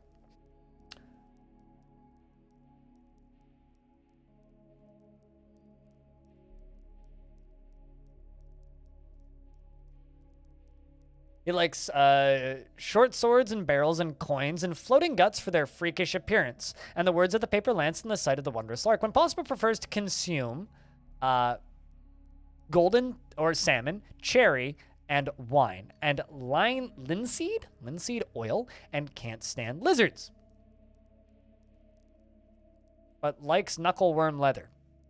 Personally has a great respect for fairness and sees no value in holding back complaints and concealing emotions.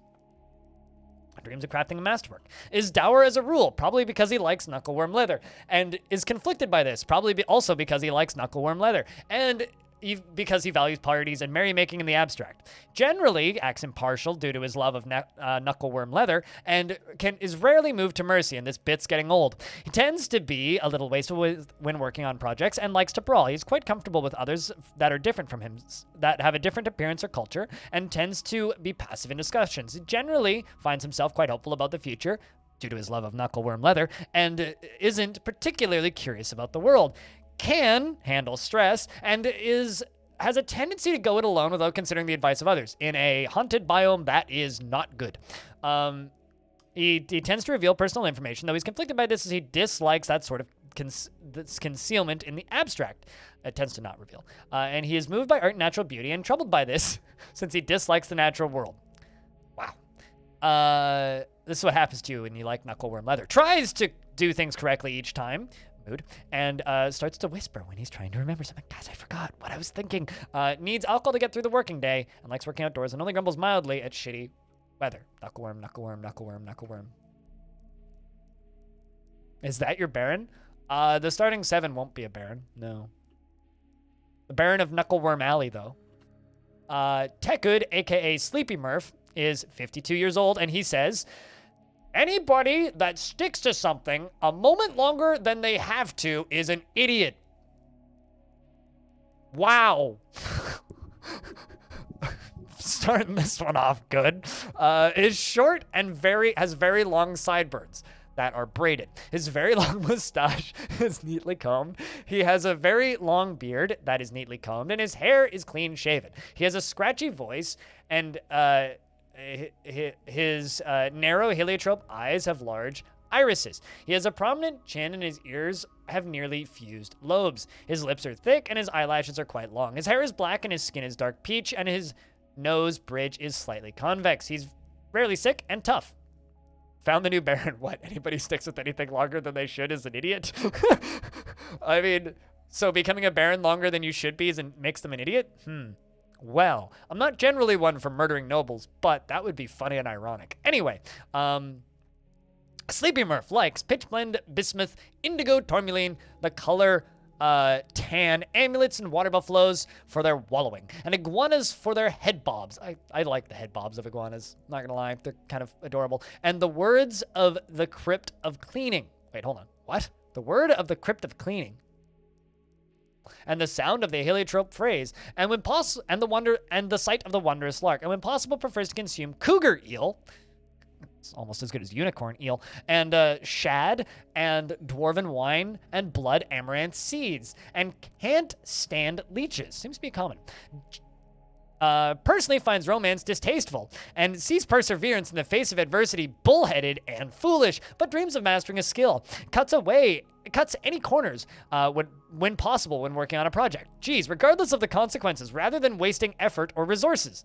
Well, I mean, it checks out with your statement at the top, I guess. He is unfriendly and disagreeable and bothered by this since he values friendship and has a very calm demeanor. He is confident under pressure and feels strong urges and seeks short-term rewards. Is quick to anger and curious and eager to learn. I swear to God that if this is our leader, prefers to present himself modestly and thinks he is fairly important in the grand scheme of things. Oh boy. And has an active sense of humor, I doubt it, and has a tendency towards forming deep emotional bonds with others. Boy, you find romance distasteful. Okay. And tries to keep his things orderly and tends to be passive in discussions. This is gonna be our fucking expedition leader, isn't it? And generally acts impartially and is rarely moved to mercy and quite polite. Right. Needs alcohol to get through the working day and likes working outdoors and only grumbles mildly at crappy weather. Whew. Sleeping Murph is about self-care and don't work overtime? Unfriendly and disagreeable?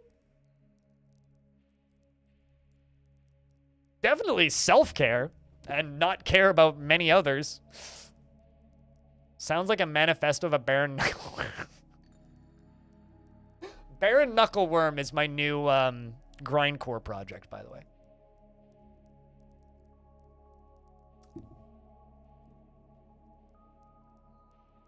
Actually, Baron Knuckleworm sounds like somebody from, like, Warhammer Fantasy. Baron Knuckleworm of the Nurgle allotment. Anyway, except it would be in Finnish instead of English. So, the fort is Theatervults. Or D&D, yeah, that would work. The faction is Stintad Ucat, the Theater of Beer. Naturally. And our image is the Death of Hatred. An image of a giant moth, an angel of Naglak, and an adamantine warhammer that we made, and a full moon. The angel of Naglak is falling, the giant moth is striking down the angel of Naglak, and the giant moth is raising the adamantine hammer, and the full moon is traveling. You know, I'm gonna make one final addition to this.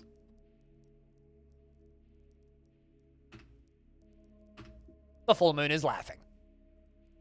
Perfect. And traveling. The full moon is laughing, and the full moon is traveling. Nope, that's not what I wanted to do. Keep working. Accept. Perfect.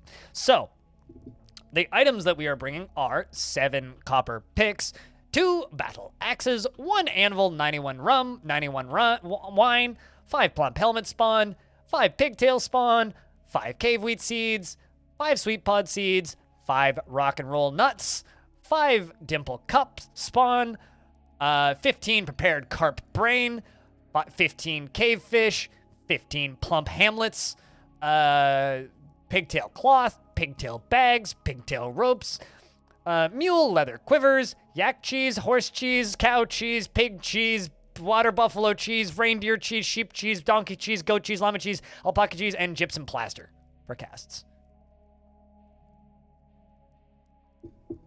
I just knocked on wood so DF doesn't crash.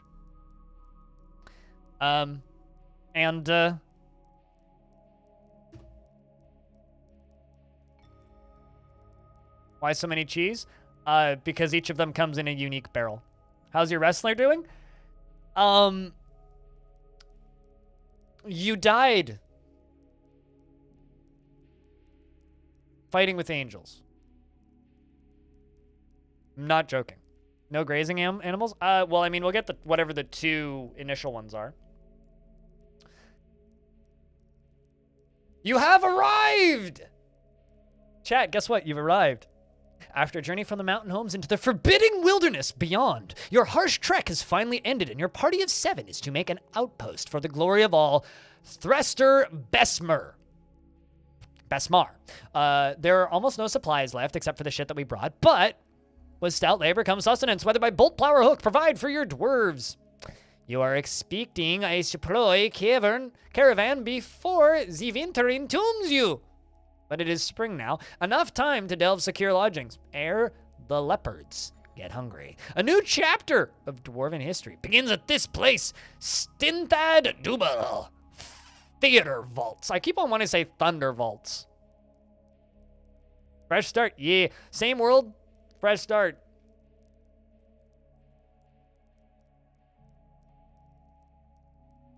But, I mean, this might be very eventful. It may also be very uneventful. It's gonna hurt to...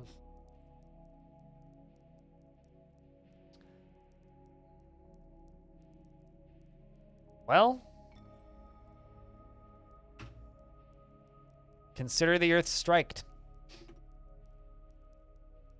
The world is paused. I'm going to unpause for about half a second.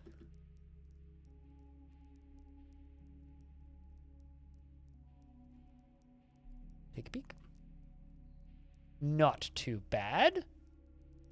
Of course, it's a haunted biome. Have you never seen a haunted biome before? Nice small embark space.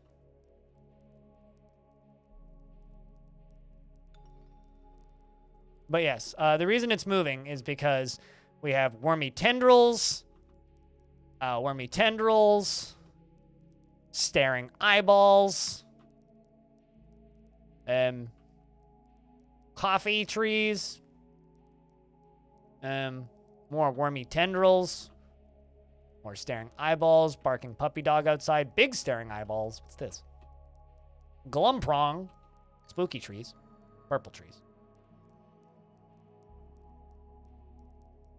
Not really, but you do trade with your mountain homes. There was one time I started a fortress and then,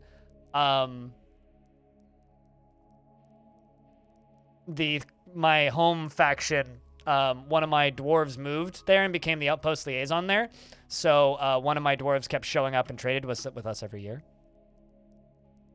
What are the red teas? Oh, they're orange, and those are my turkeys. I brought turkeys. So, there are 21 living creatures on the map that do not belong to me. Okay, so peregrine falcons and undead eagles. Ooh. I mean...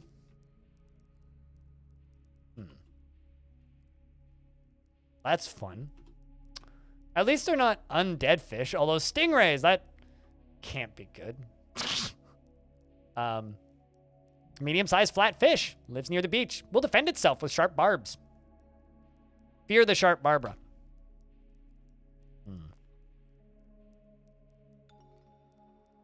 Purple tree is friend. I don't know about that. I mean, it does give purple wood. All right, so. Who's our expedition leader? Red March is our expedition leader. Of course, prefers that everyone live as harmonious as possible and is very humble. Doesn't seek out excitement and rarely is proud of his talents and accomplishments. Good to have a humble leader. And does not go out of his way to help others and does not easily hate or develop negative feelings. Like the most neutral dwarf is our leader. Of course, you worship Nokor Fountain Clean, the birth of yearlings, which is a deity of the Crimson Pulley, the god of birth, rebirth, and death.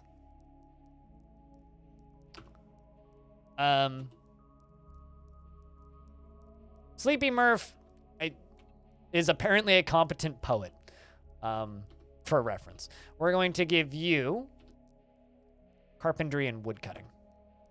Everybody else is going to take mining.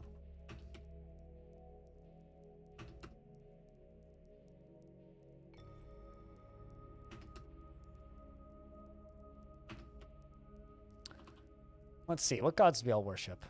Same thing. Deller, Diamond Crest the Mountainous, is a deity of the Crimson Pulley, and is associated with mountains. Hey, Waffles. Still food prince, tapir cheese. Where are you from that something like that is even on the menu? Yeah, right? Well, I mean, Dwarf Fortress doesn't shy away from weird kinds of cheese. I mean, everybody here has to be a minor because we're definitely not major.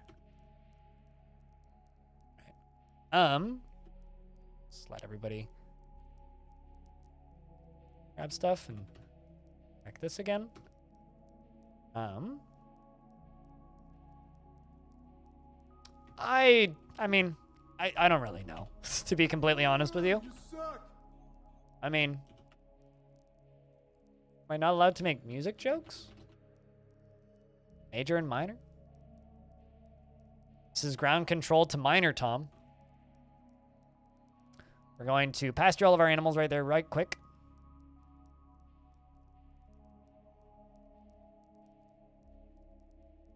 And make a carpenter shop right here. Something I'm going to check. How high does this map go? Goes up to layer 17. And how deep does this map go? All the way down to layer 57. Okay, so nice and shallow. Hey, Vess, welcome back for a 9th month. Crypt Bear. Cheers, friend. Chat, can I get a big round of beers? You know what to do. Of course I mind, but you can ask, and I'll answer. Politely, generally. What's the thing that's driving you crazy trying to figure out? Trying you crazy to try and figure out? Driving you crazy to try and figure out. Words.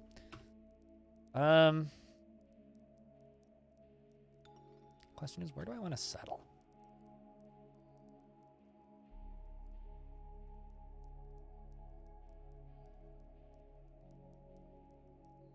The last fort I did was a slightly larger than 4x4 embark. This is just default size, so it feels small.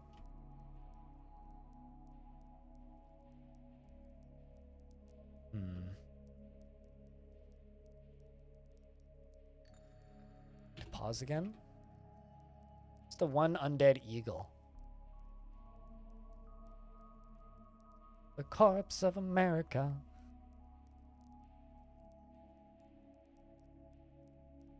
I'm trying to figure out how safe I want to play this.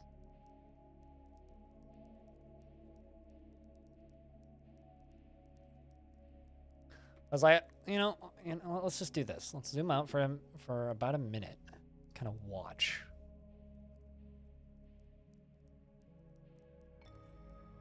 I do think that the undead biomes and the spooky biomes are oddly pretty. I can't wait to see what these look like in premium, though. Oh my god.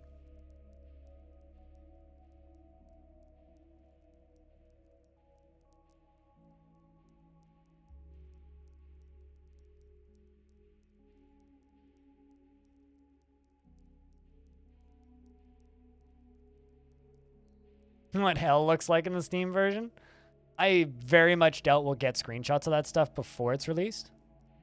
I mean, like these, right? All these zeros and O's are giant staring eyeballs. So these are all just gonna be fucking blinking at you in the Steam version. Like they're just gonna be like, bloop, bloop, bloop, just constantly.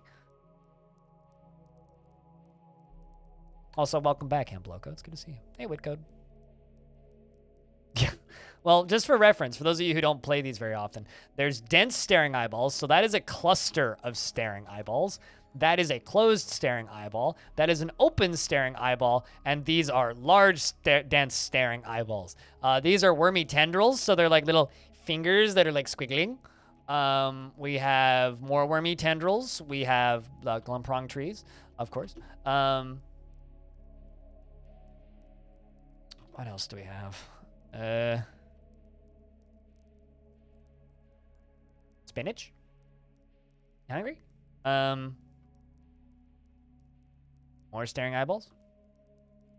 Who could forget the glumprong trees? Of course, yeah, naturally. I mean, it's mostly just eyeballs. The rest of it's like kind of fine.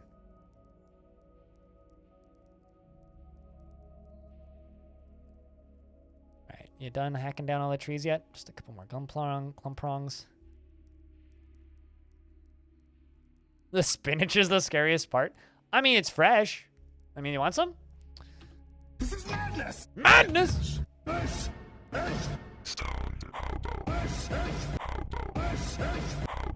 Yeet. So you're seeing Dragon first tonight, right, Bobo?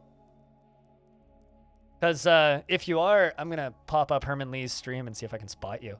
Try and find cameras. Because yesterday, they did a show and they actually had a bar cam where the camera was like on the bar, and so you could like see people walking up and like grabbing drinks and such from the bar, which is kind of neat. It's like Men in Black with the little girl doing quantum mechanics textbook. Sure. Can you do anything with the eyes? I don't think you can harvest them. Yeah, they're not harvestable or anything. They're like grass. They just kind of grow. Poke them. It's like whack-a-mole. We just need a hammer, you know? All right, so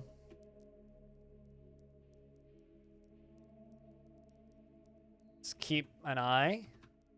This eagle seems to be pretty chill. As long as, like, this eagle doesn't start dive bombing us, we're all right. They'll try. Cheers, man. But also have fun. Like, they put on a good show. Whoop.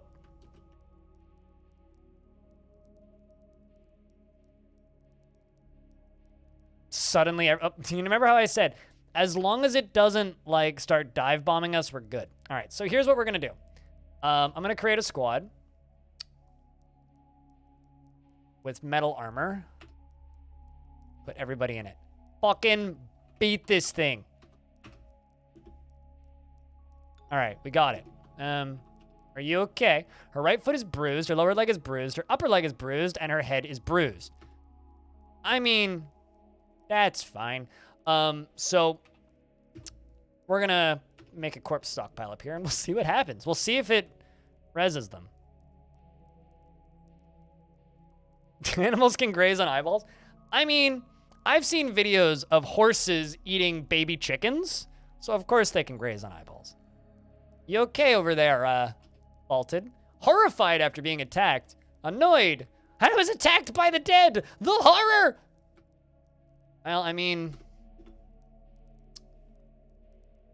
literally go to YouTube and just type in horse eats baby chicken.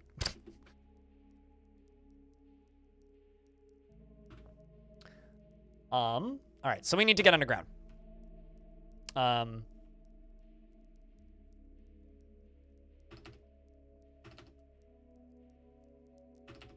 Actually,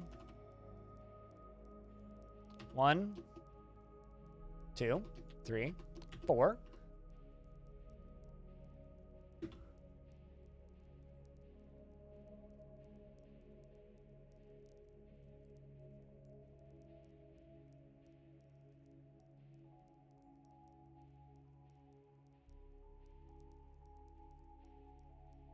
Let's go down to here.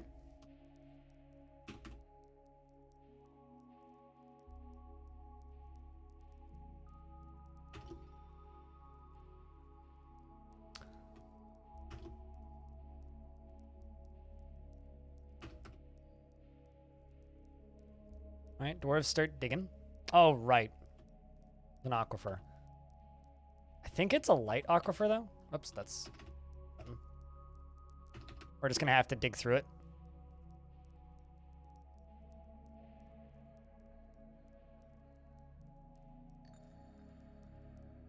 That's fine.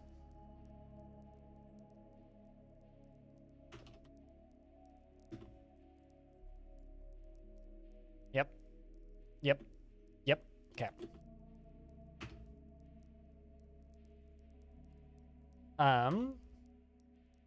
Refuse. Gather refuse from outside, but we're going to ignore vermin remains. So this right here is where the aquifer is. What material is this? Damp silt? Okay. It's definitely a light aquifer, though, so that's fine.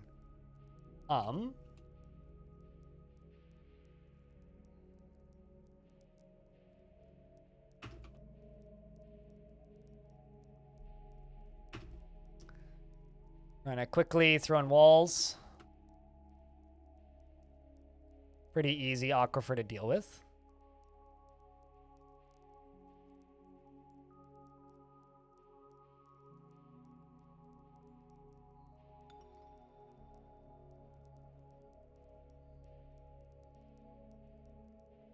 What do you think? Smoothing a wall stops them from crying? Wait, what do you mean, for like aquifers? Does that work? I don't know. I've never done that. I've had people tell me that that works, but I've never actually done that myself, so I don't really have any thoughts on it. I've never done it.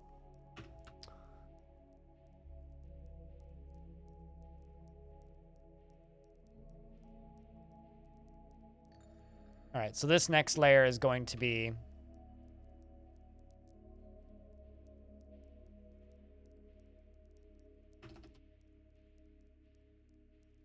full of damp stone or damp walls again. Okay, perfect. So we dug through it.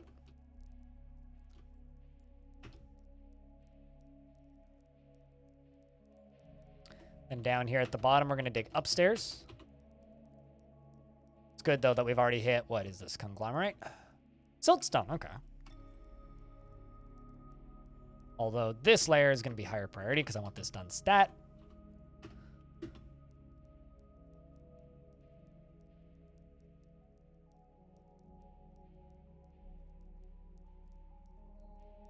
Why am I building this specific pattern?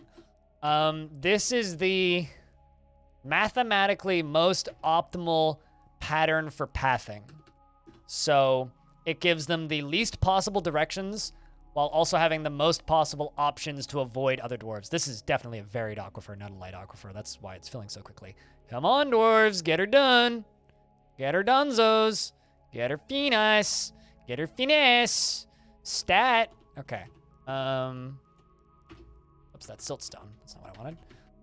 So I'm building this pattern for maximum frame rate because this is a haunted biome, meaning there are things that can slow the frame rate down more than non-haunted biomes, and I want that to be a non-issue. As long as we can get this done quickly, we won't need to worry. Come on. Although the nice thing about having an aquifer is it means that making a well is going to be a piece of cake. Good thing these dwarves are being efficient. We're not getting dive bombed by eagles anymore. There's 2 live peregrine falcons. Come on! Chat, everybody wish Ambloco good luck on that job interview. Oh, come on. Still in siltstone? My word. Bruh.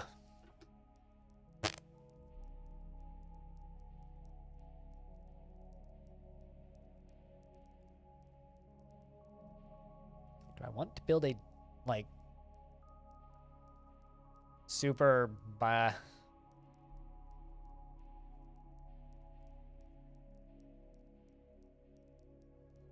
let's, dig out all this. That is not the right button. That is the right button. Dig out all this.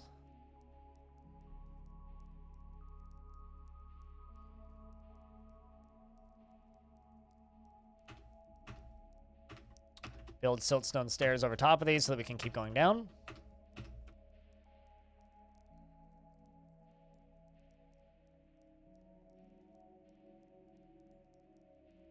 All of them blinking eyes.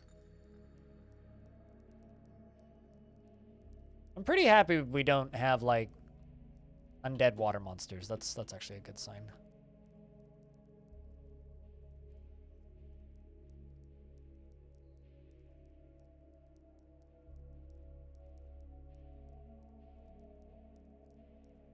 Tell them you understand complex, like, the name DF if they ask for a reference. Depending on that job, like, that could actually be a good suggestion.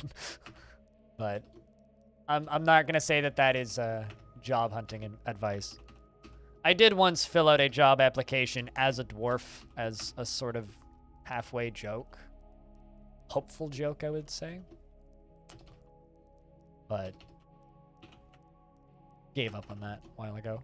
I'm just hoping it's not brown, because I don't really like looking at brown forts. Whatever kind of stone we hit. Let's hope it's not. Well, I mean, that's not brown. You've discovered an expansive cavern deep underground. Well, I guess this is now officially a cavern fort. Is this one layer? Ooh, it is. Damn. You know, it's so nice and colorful and inviting and cheerful down here, unlike, you know, the above ground area. You know what? Let's just go down to here and build in here. This is nice. Make that work.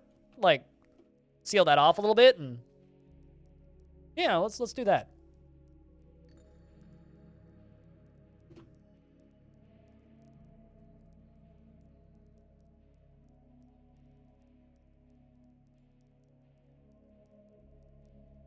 Also, is there any... Although we do actually need to dig down. You know, we might just do like super duper duper duper duper early. What's it called? Also, something I need to do before I forget. I need to put those floor hatches that I built on these. Something that I might do super early is just go down to the magma sea because this world is shallow due to the high erosion, and use magma. No houses that look out with windows onto that beautiful hellscape. I mean, we can build like an above ground area, but that's not where I want to build primarily.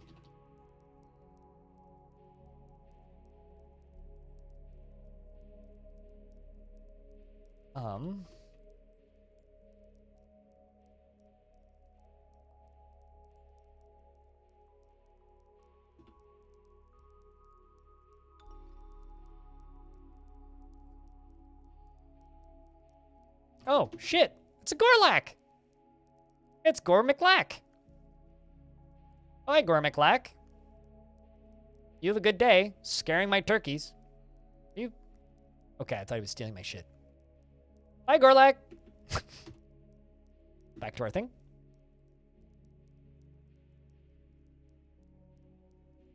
Run into the evil, yeah. I don't think he'll make it very far. I'm going to build 2 mason's tables right here.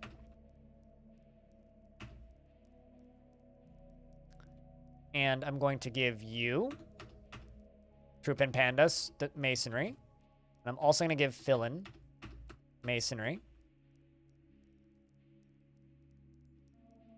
which they will do after this mining is done. I'm going to get them making rock blocks. And we're going to seal this off. Gorlaks are awesome. I love Gorlaks.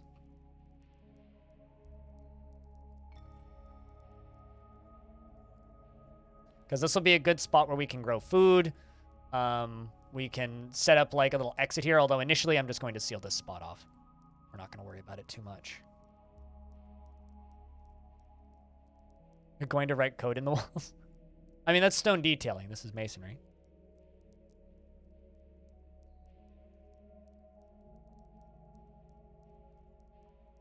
Okay, we are now making rock blocks. An eagle is fighting. Oh, no. Where's his corpse? There's also 2 pond grabbers down here in the caverns. That's scary. What's the eagle fighting with? Oh, the Gorlak. The eagle corpse stands up. The Gorlak scratches the eagle corpse in the right foot. A ligament has been torn. A ligament has been bruised and the tendon has been bruised. The eagle corpse falls over. The eagle corpse scratches the Gorlak. Well... Run away, Gorlak! Run away! Run, my friend. To the great unknown. Alright, or bloke. Alright. Why are you making siltstone blocks? I mean, I guess. Okay, so... Plan of attack here. We're going to seal this cavern off. So I kind of have access to this. But right about here is where we're going to begin the seal. So it's going to, we're basically going to seal here to here off. And then around this side afterwards. So as they make blocks, we're going to go along here and basically seal this off. And then this line off. And then we'll seal this water off. And then we're just going to kind of ignore the caverns for the immediate future. But we will dig into here eventually and populate it. But for right now, at this exact moment of time, we need to be safe from these because the surface is our bigger concern. We once filled out a job application in a McDonald's for a friend who fucked up a little bit in a university project as a joke, really. And he left it on the tablet when we left in the store, and the tablet in the tray, and it did not formally handed in. Only the contact details and was filled in was his email. He received mail telling him that he did not meet the requirements for the job. Kind of broke him for a few days. Oh, poor guy. I worked at McDonald's for way too fucking long, and frankly, I'm glad he didn't get that job because that would have been bad for him. Well, that is a horrible company to work for. Jeez, that is not what I wanted.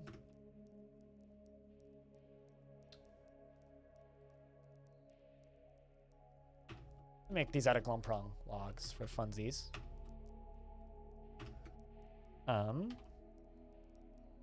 We're going to also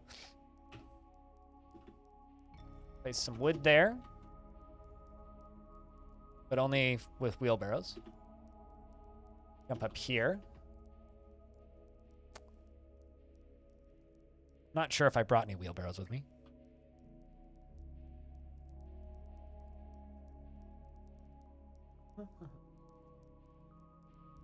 Bucket, rat cage, wheelbarrow. There they are. Hello, stupid. How is you? I'm also going to place some beds right here so that the dwarves have a place to sleep.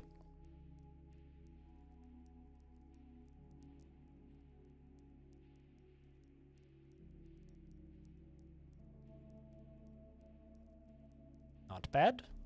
Not bad at all. Sleep time. You have a good night, Stone.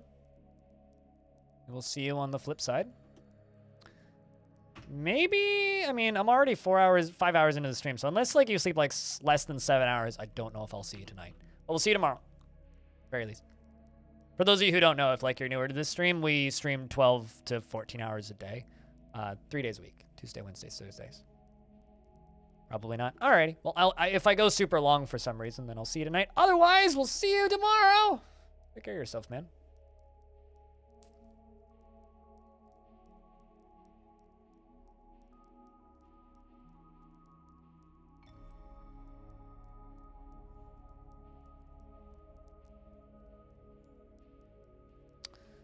All right.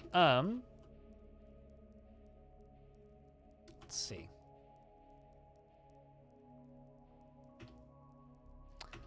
Granite blocks.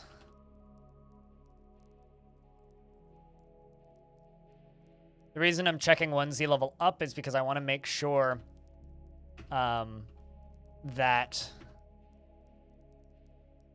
I'm not, or that I'm not building with an area that doesn't have ceiling above it, because I want to seal this off so that flying things can't get in. No, I don't really care, to be honest. It's not that high. I mean, my highest APM in DF is, like, when constructing stuff. It's not, like, high stress situations is usually, like, enter,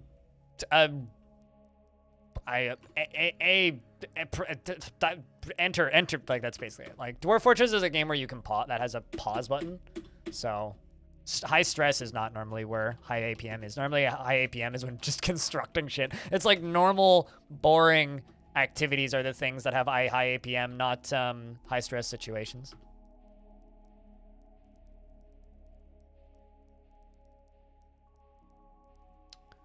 The reason I put a wheelbarrow on that one stockpile is so that so that one dwarf is the one bringing everything down, and it's not like a mess of all of the dwarves hauling stuff at once. Food, on the other hand, can be everybody's, so I'm going to let them do that now. Interrupted by Eagle Corpse. Oh, that's good. Hey, it's another Eagle Corpse. Kill him, boys! Alright, that's 2 dead eagles. Sorry for the eagles. I mean, if you're a fan of Hotel California, you're not going to like this fortress very much. King Cobra Corpse. Oh my. I'm really happy that's on the other side of the river right now. Alright, let's get underground. Does that thing still have venom? Oh, that's horrifying. A small limbless reptile, known for its deadly venom, and warning of its hood.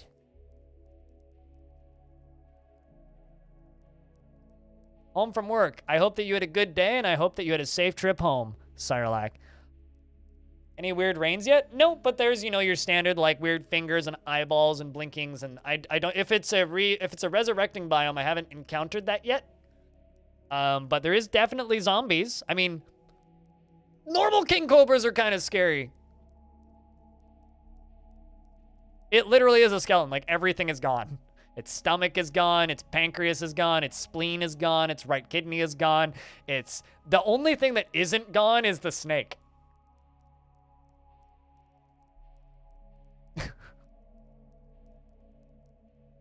That's a, Wait, are its scales gone? Its heart is gone, of course. Its guts is gone. His guts is gone. This is like why I love Dwarf Fortress grammar. His guts is gone. His guts is gone! Oh my god! His guts is gone. Whatever shall we do? It's just very funny.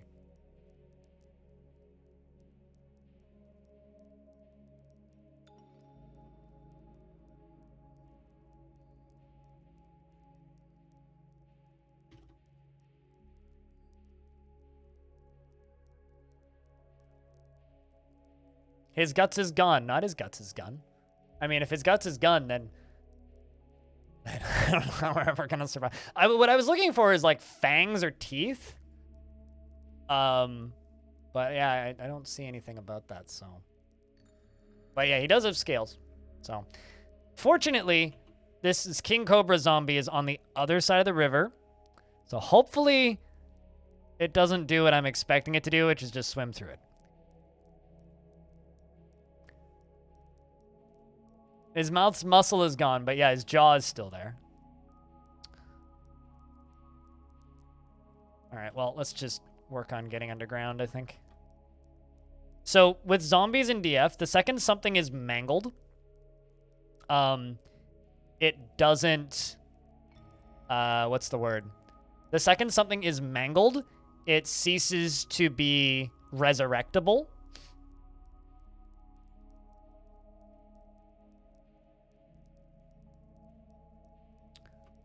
So even if it's a resurrecting biome, if we mangle a corpse, it stops resurrecting. Just kind of dark if you think about it, but. A few hours about book discussion. Finished 66 books this year? 66 books in 4 months? Damn, use a fast reader. I haven't read a book this year. Unless you count Norco as a book.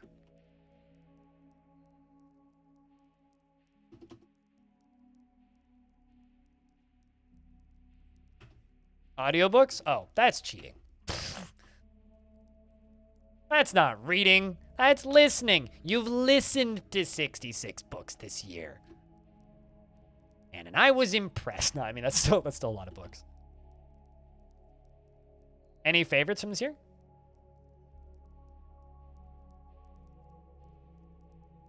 Oh, true. If you're listening to them while working, yeah, that makes a lot of sense. Yeah, it's still impressive, but not as impressive, yeah. Still impressive, but not as impressive, yeah. Completely agree.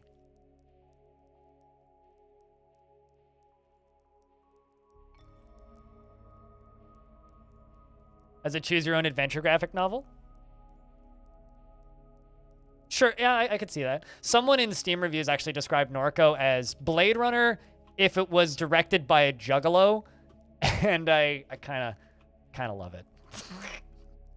It's like Blade Runner if it was directed by a juggalo who joined a cult, I think, was the full Steam review.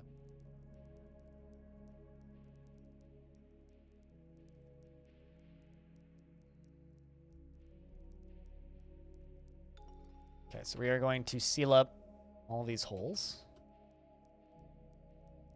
Dig in the hole.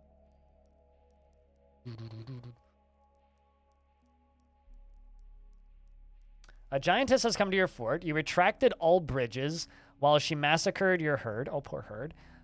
Will she exit the map by herself, or do you have to kill her? She'll just kind of hang around until either all of you are dead or she is dead.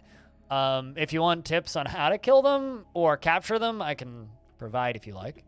Giants aren't that scary. They're one of the less scary critters you can get in early game DF.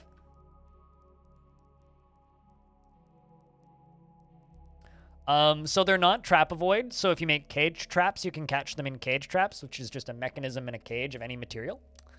At which point then you could build the cage outside of your fort and then pull the lever when another siege or creature shows up, and then they'll go fight, which is fun.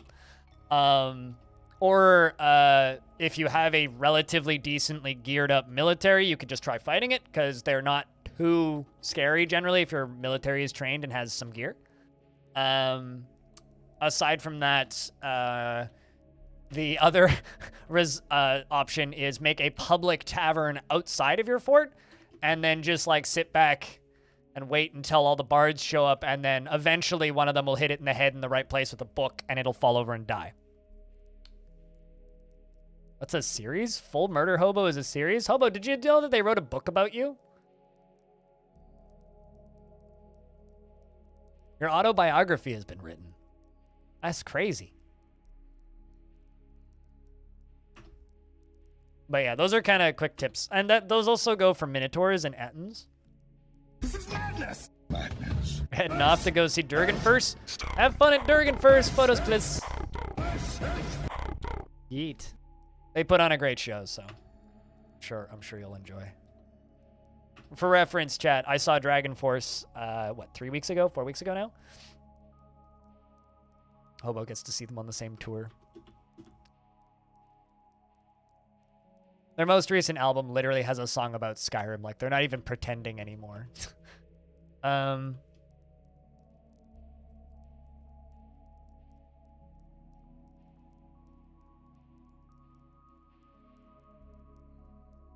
Yeah, that too. But even if they're wielding weapons, they're not usually that skilled in the weapon. Like, they'll be wielding it, but it's like the equivalent of like a dwarf with no weapon skill wielding a weapon. So still not that big of a threat, so I don't generally worry. Also, usually I find if they have weapons, it's usually just strapped to their back. How tall is 1 Z level in Dwarf Fortress, and can it be measured? Isn't that like a rough estimate, not like a specific thing, I think? But, isn't it like roughly like 1.5 meters or something? It's like tall enough for a tall human to walk around in it.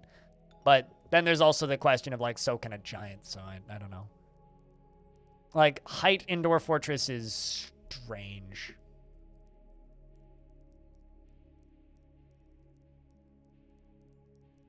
The main reason I would check to see if the giant is wielding a weapon is because if they are wielding a weapon, then you get a free weapon when they're dead, which is fun. Like, the funky thing about sizing and height in Dwarf Fortress is you can fit 1,000 dragons in one tile if they're all lying down. That is like the classic DF shenanigans lol comment. 1,000 dragons can fit in one tile if they're all lying down. Or rather, you can fit 1,000 dragons in one tile if 999 of them are lying down. That's like the classic line.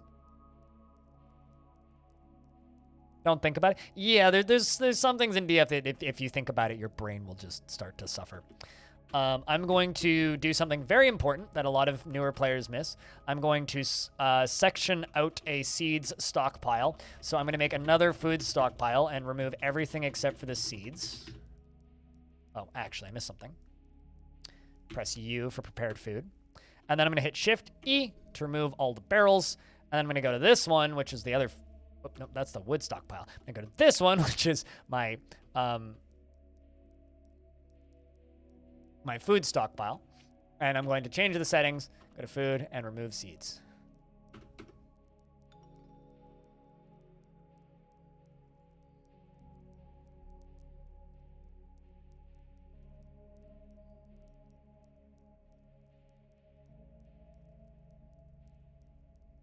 They bring all the bags like immediately, and then they will move seeds in there.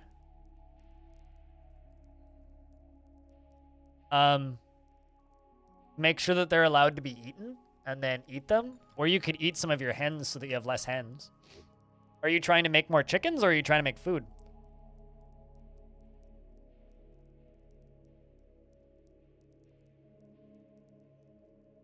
because that is the question there. If you're trying to make food, just make sure that they're permitted as foodstuffs in the kitchen menu, which also I need to go in here anyway because I need to set plump helmets to not be cooked. But yeah, just make sure that like they should be under meat, fish, other, I think. But yeah, if you have a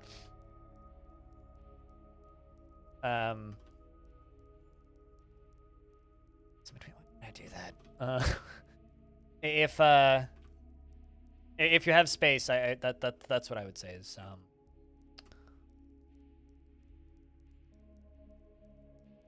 slaughter some of them if you're not trying to just breed a bunch of chickens.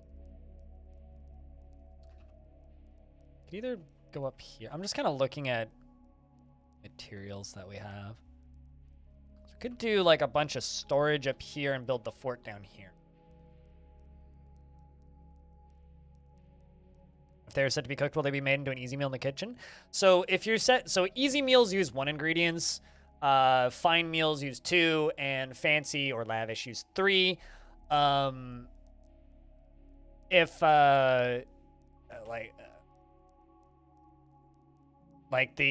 they use 3. So if you set easy meals, they'll only pick 1 ingredient out of all of the ingredients you have. So if you forbid cooking of all of your ingredients except for eggs, and only turn on easy meals for the number of eggs you have, they'll just cook the eggs, but you need to go into the kitchen menu by hitting Z, go over to kitchen, and then go into this screen and pan through and turn everything off on cooking, which is just select them and hit C to make sure that they're red, and then they will cease producing that object, or they will not cook that object. So if you want to micromanage your meals and have specific ingredients, you can do that.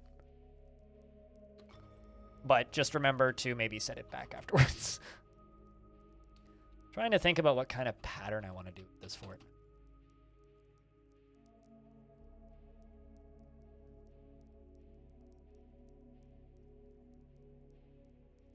The giantess just rolled over 5 visiting mace dwarfs and an entire elven caravan? That sounds fun. Hell yeah. Seems optimal. I don't see anything wrong with this.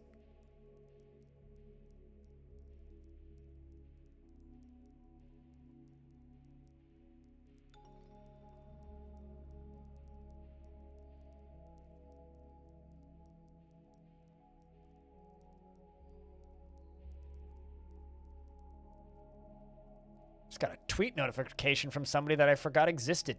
Why did I turn on tweet notifications for this person? I'm closing Twitter. That's enough Twitter for today. This is like the part that I hit with every fort, where I just have like a bit of analysis paralysis, and it's like, I don't know where I should build. Just gonna put some granite blocks here so it looks a little nicer. All right. I think we'll do storage up here. 1 layer up.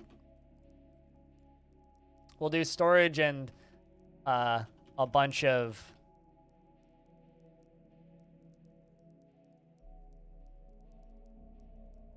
crafting up here.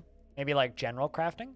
Probably mostly storage, because I need somewhere to put everything once we bring it underground. I am allergic to squares, so we'll make this as visually fun to look at as possible. By that I mean it's going to follow a loose pattern and fit in with the natural curvature of the world.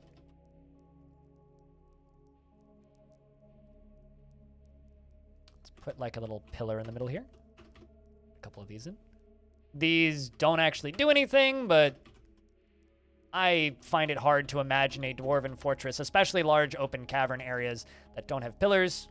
They don't need them, so you don't have to do that, but I like doing that. Like, I don't know. Does anybody else here have like weird things that they like insist on doing because like you think it looks cool, or because you've just always done it, not because it's logical or something that like actually needs to be done in the game? Because I will always put like weird pillars and shit in places that definitely don't need them. Tried to fill a well with buckets in your last game, specifically a pond with only 1 dwarf, no matter how many tiles it has. Is there a fix for this besides specifying multiple ponds? If there is one, I don't know what it is. I just specify like a dozen ponds in the same spot.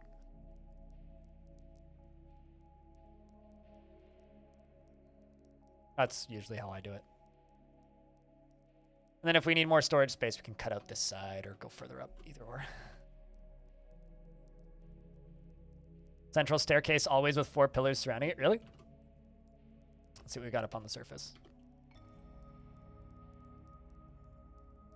Okay. Good thing that King Cobra corpse is just kind of chilling. Oh, right. I don't have a manager yet. Let's jump up here. Go to you.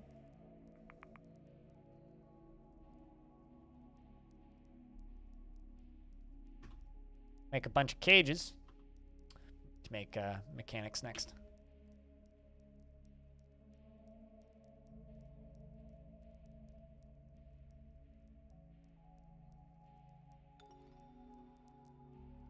Roundish? Stairways always tend to be roundish? Oh, you mean like you do like what, like 6 and then like 2 on the side or something? Or you do like 3 by 3 and then like 1 around? It's kind of neat. How clean do you keep your forts? Do you care about symmetry or visuals? Nothing is symmetrical, and I think that beauty and asymmetry is something that we should all strive to achieve. I think that symmetrical things look fake and manufactured, and I don't like that.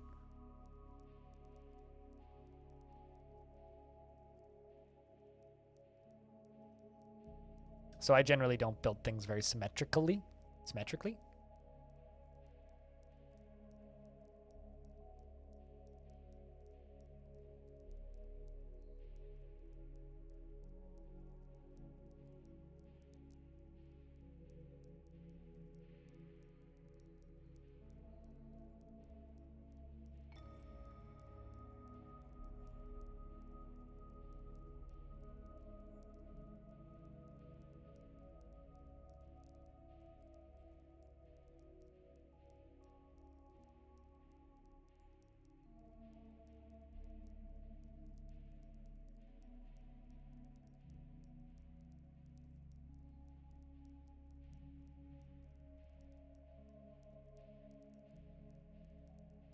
What is the snake corpse doing? I think just chilling.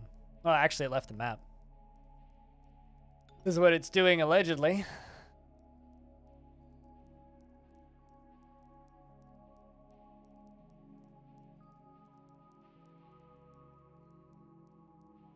Okay, so we're just going to mine this out, and then we will bring the rest of the stuff from the surface down to here.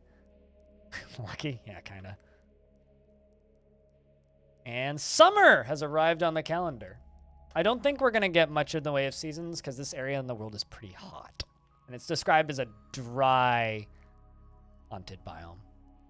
So far, it seems pretty chill. I mean, we haven't really encountered much to fear. I need to move my turkeys underground. Although I'm gonna leave the 2 water buffaloes above ground, and the reason I'm gonna leave the water buffaloes above ground is because I want the water buffaloes to spot were creatures if they show up. Because there are were creatures in this world. I've encountered those.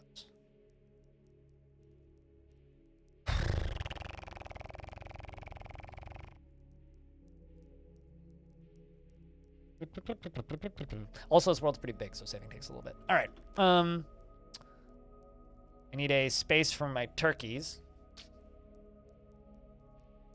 Yes, they may graze on the eyes and spinach leaves.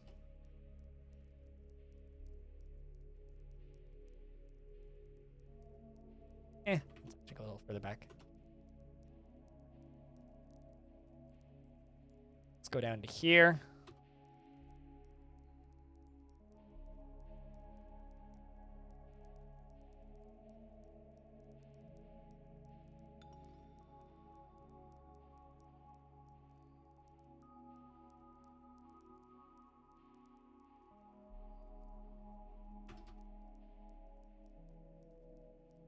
And that's where our turkeys are going to live.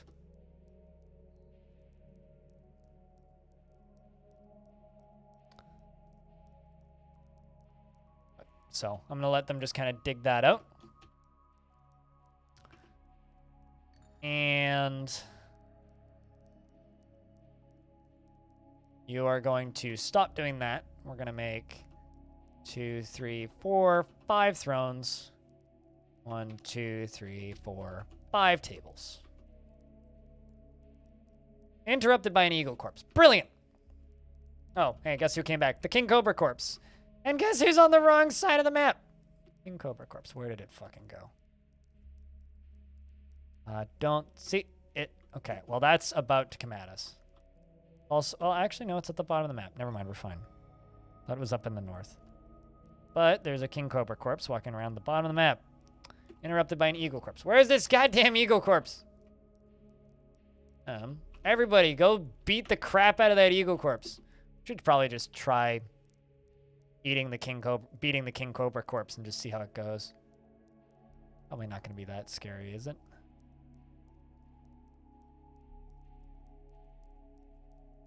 Quit chasing my boofaloo. Okay, we got it.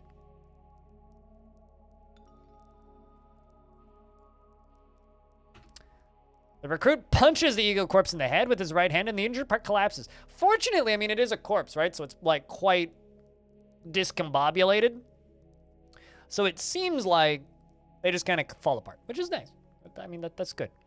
The less muscle they have, the more collapsy and delicate they be.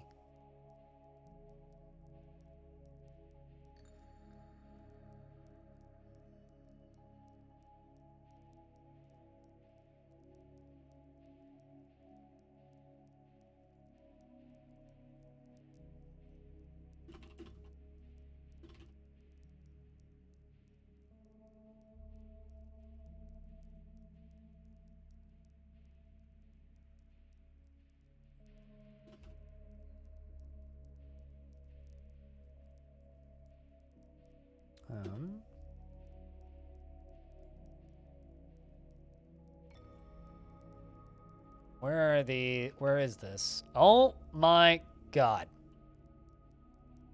Well, it's a whole family of zombie foul blendex.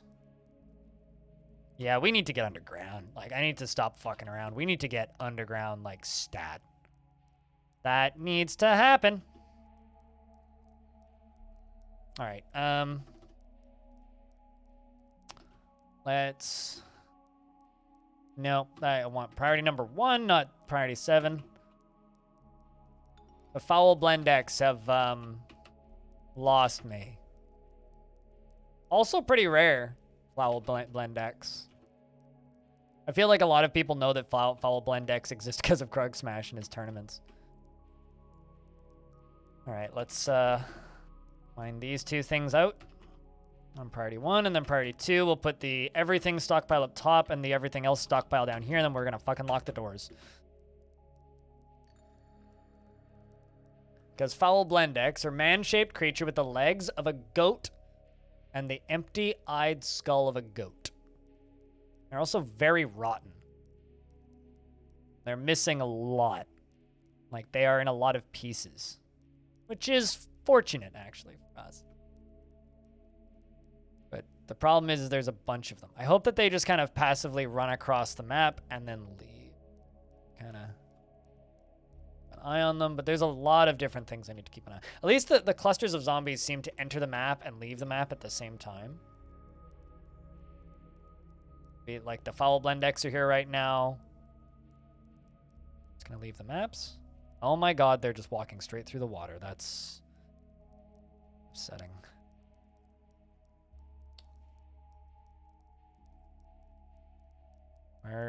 Okay, yeah, they can just walk through the water. Okay, yeah, we need to get underground. Now.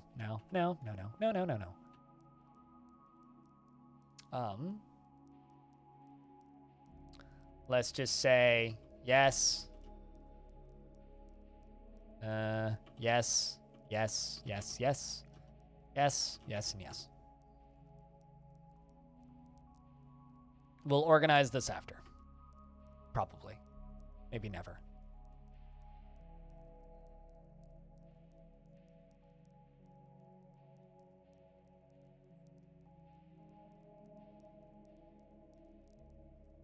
Where are them foul blendex at? Okay, they seem to just be hanging around the south. They're pretty far. They're also very difficult to see with the purple background. Making all the eyes around them close their lids as fast as possible, or do you get red veins? You get eyes. Wait, what? Do we have a lookout? Yeah, all the turkeys. The turkeys are the lookout right now. The water buffalo and the turkeys. They are the lookouts right now. Uh-oh. What was that? Peregrine falcon. Oh, corpse. Missed the part where it was an undead peregrine falcon. Well, that's good. All right, let's go kill this peregrine falcon, because at least it's spurb. The Blendex are much scarier, which is currently horribly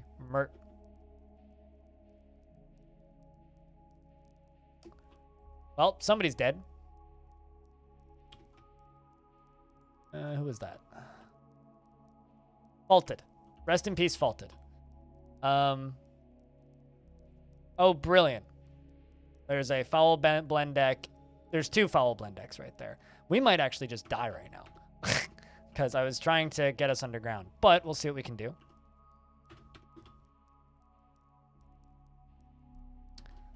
And Sleepy Murph is in the water, which means you're probably dead. Oh, are all 7 of them diving in? All right, stop that. Everybody get underground.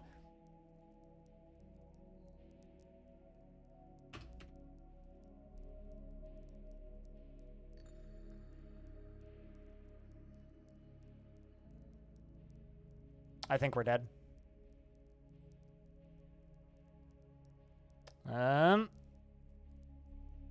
Alien Slayer became the new expedition leader. And is dead.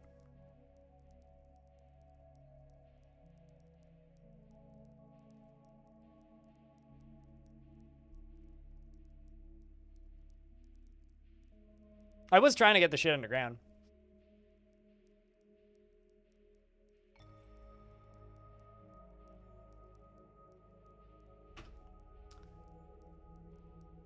So now we have 2 choices. We start a new fort in the same area. Well, 3 choices. Start a new fort in the same area. That's fine. Start a new fort in the same area. Reclaim the same spot.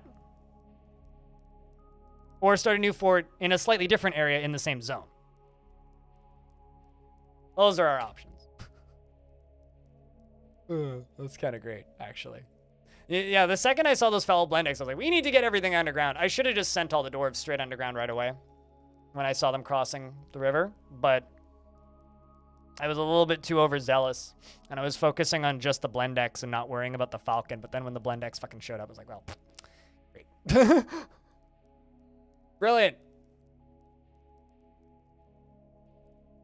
I mean, I want to do the same general area, but haunted forests vary from zone to zone, right? I'm kind of sad, though. I liked that spawn.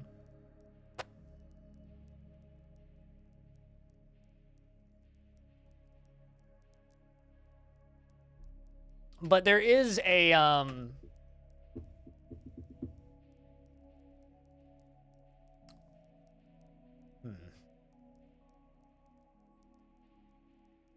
I mean, we could just reclaim the same spot. I think that would be like the most dwarfy thing to do. But then there'd be corpses everywhere. I might actually just reclaim the same spot.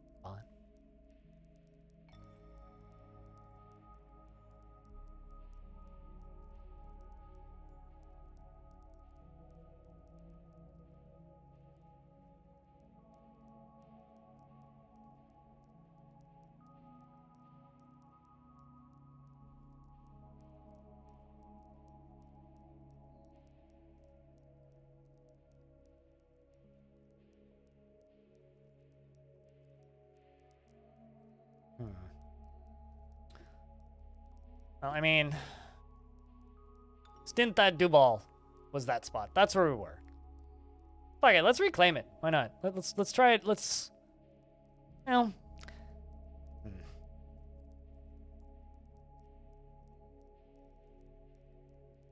Because, like, the other areas around here we could go for. Like, we could go a little further south. I guess it kind of depends on if you guys want to see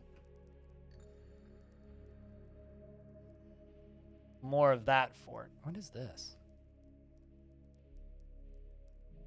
Huh. It's weird that there's just like this super calm zone that's like right next to this haunted area.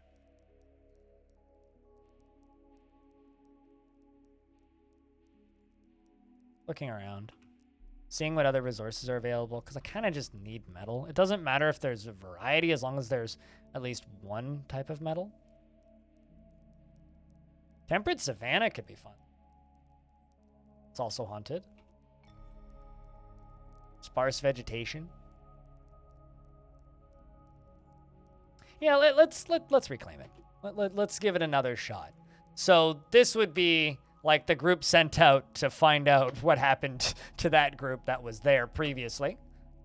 I'm going to bring a little bit more of a general embark this time.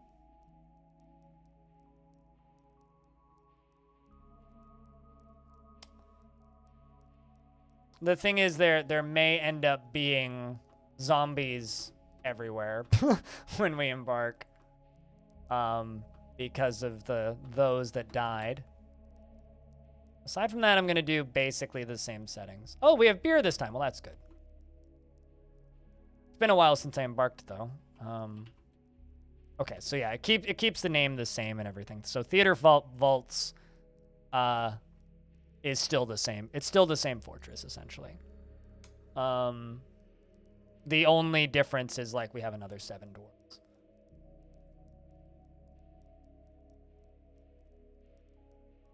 You've got extra picks waiting for me? I don't see a dark side here, so I'm waiting for the dark side if you're telling me to look on the bright side. I enjoy shit like this. I wonder if there's going to be a bunch of undead turkeys on the map, though.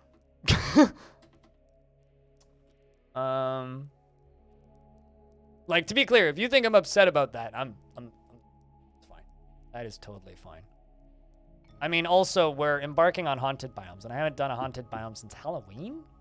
And that one was, like, very anticlimactic. It was, like, the only thing that happened in that one that I did on Halloween last year was, like, occasionally, and I do mean by, when I say occasionally, I mean occasionally some wild zombie boars would show up and, like, fight with my livestock. That was, like, the only thing that was weird that happened there. Like, this one's got foul blendex, so we've got, like, some actual creepy shit here, which is fun.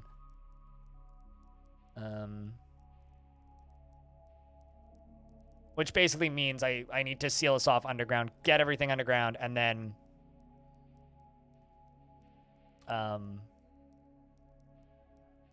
get further ahead. Right, well, since we're already going to have dwarves on location, you're going to be a miner. You're going to be a miner. You're going to be a miner. This is just to, like, fortify stuff quickly. And then I have 5 points left. Last 5 points are going to be 2 beer. Let's bring another plump helmet spawn. So, chat, I need 7 more dwarves, and if you were in the last 7, please don't raise your hand. So if you would like to be one of these 7 dwarves, please raise your hand. Symbol is going to be built anew, and the group name is also going to be new, but the fortress itself is still the same.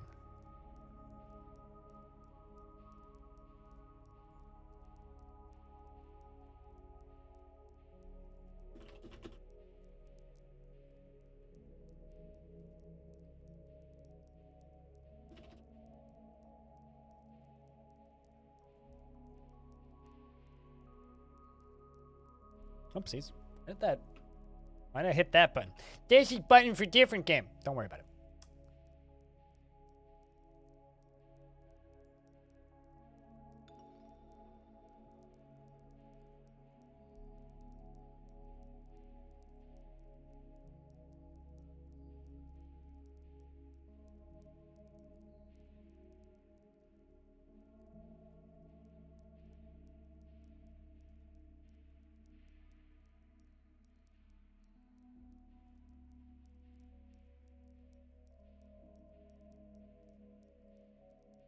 All right. Also, Gojira, good band. So I just got DM'd a thing. Apparently, Kit Fox is doing a stream. Clino, you can yell about it if you want.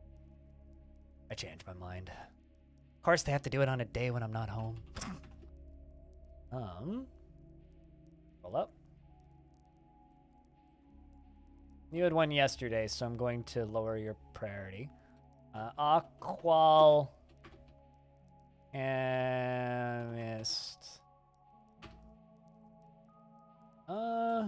Ubar. Sco? Waffles? I don't know why, but I read that backwards.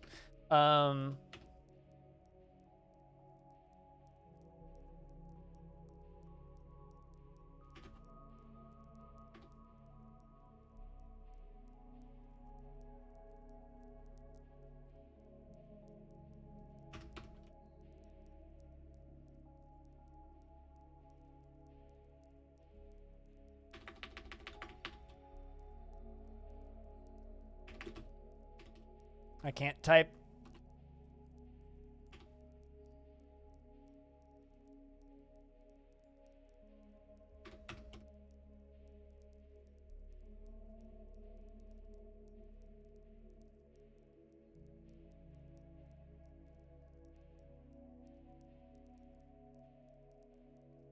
Catch upon. And the last one, which will be in this instance, Edzul Ambloco. We just got murked by a bunch of Blendex, Leno, and we are recovering or reclaiming. Because, you know, losing is fun, as they say, I think, is the oh so famous line.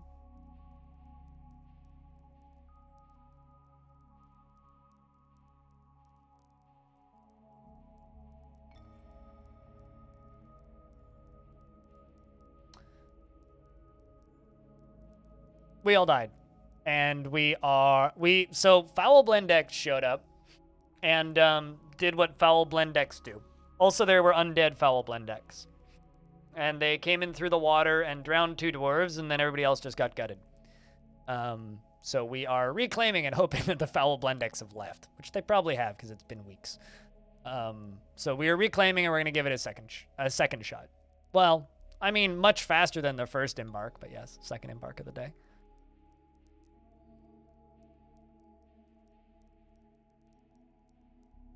All right, so. But what's the occasion for that Zack and Tarn stream? Like, I've only glanced at that thread that you sent me a link to.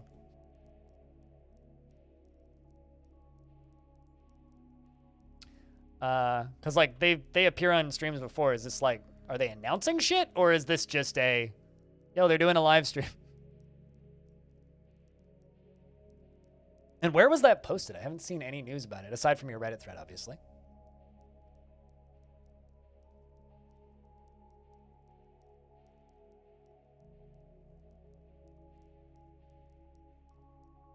Which is why I'm very perplexed right now. So, Aquil Chemist, I think is how you say that, is 53 years old, born on the 8th of Malachite in the year 127.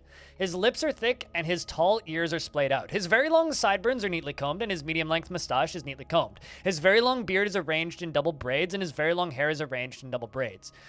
He has a low voice that is slightly hooked and his nose is quite long. His eyelashes are quite long and his amethyst eyes are slightly wide set. His head is somewhat short. His hair is amber and his skin is pink. How's the coat on the walls? What coat on the walls?